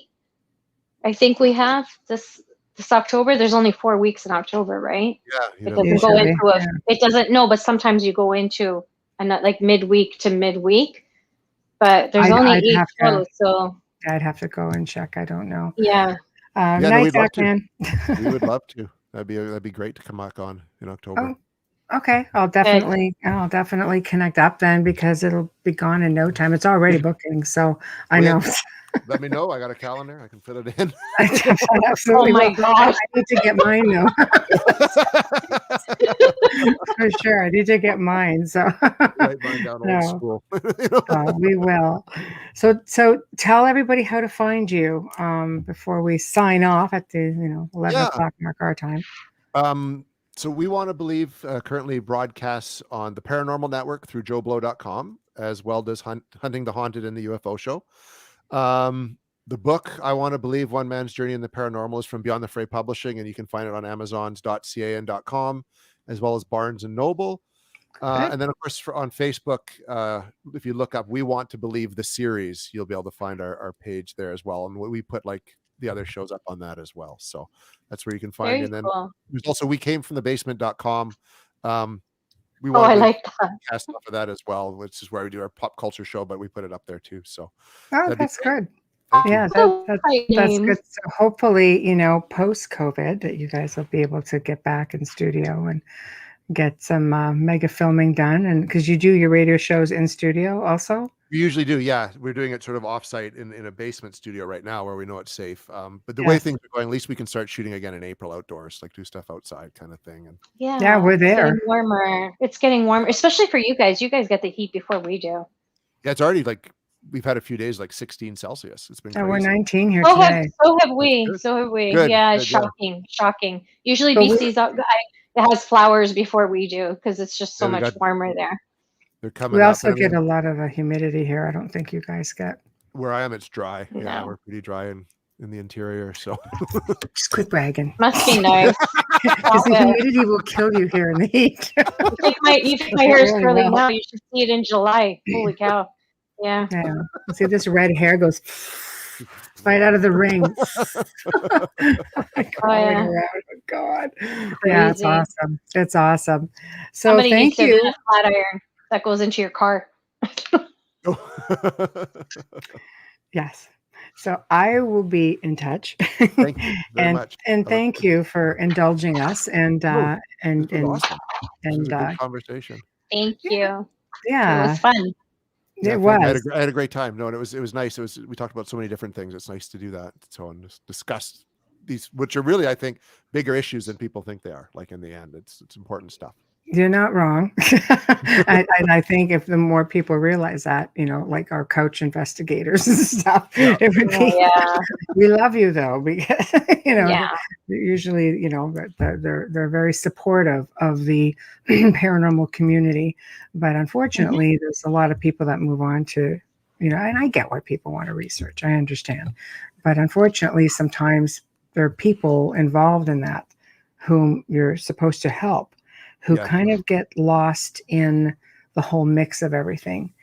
Because with so many shows out, everybody's like, oh, let's do this case and get on television. And people really do get pushed aside.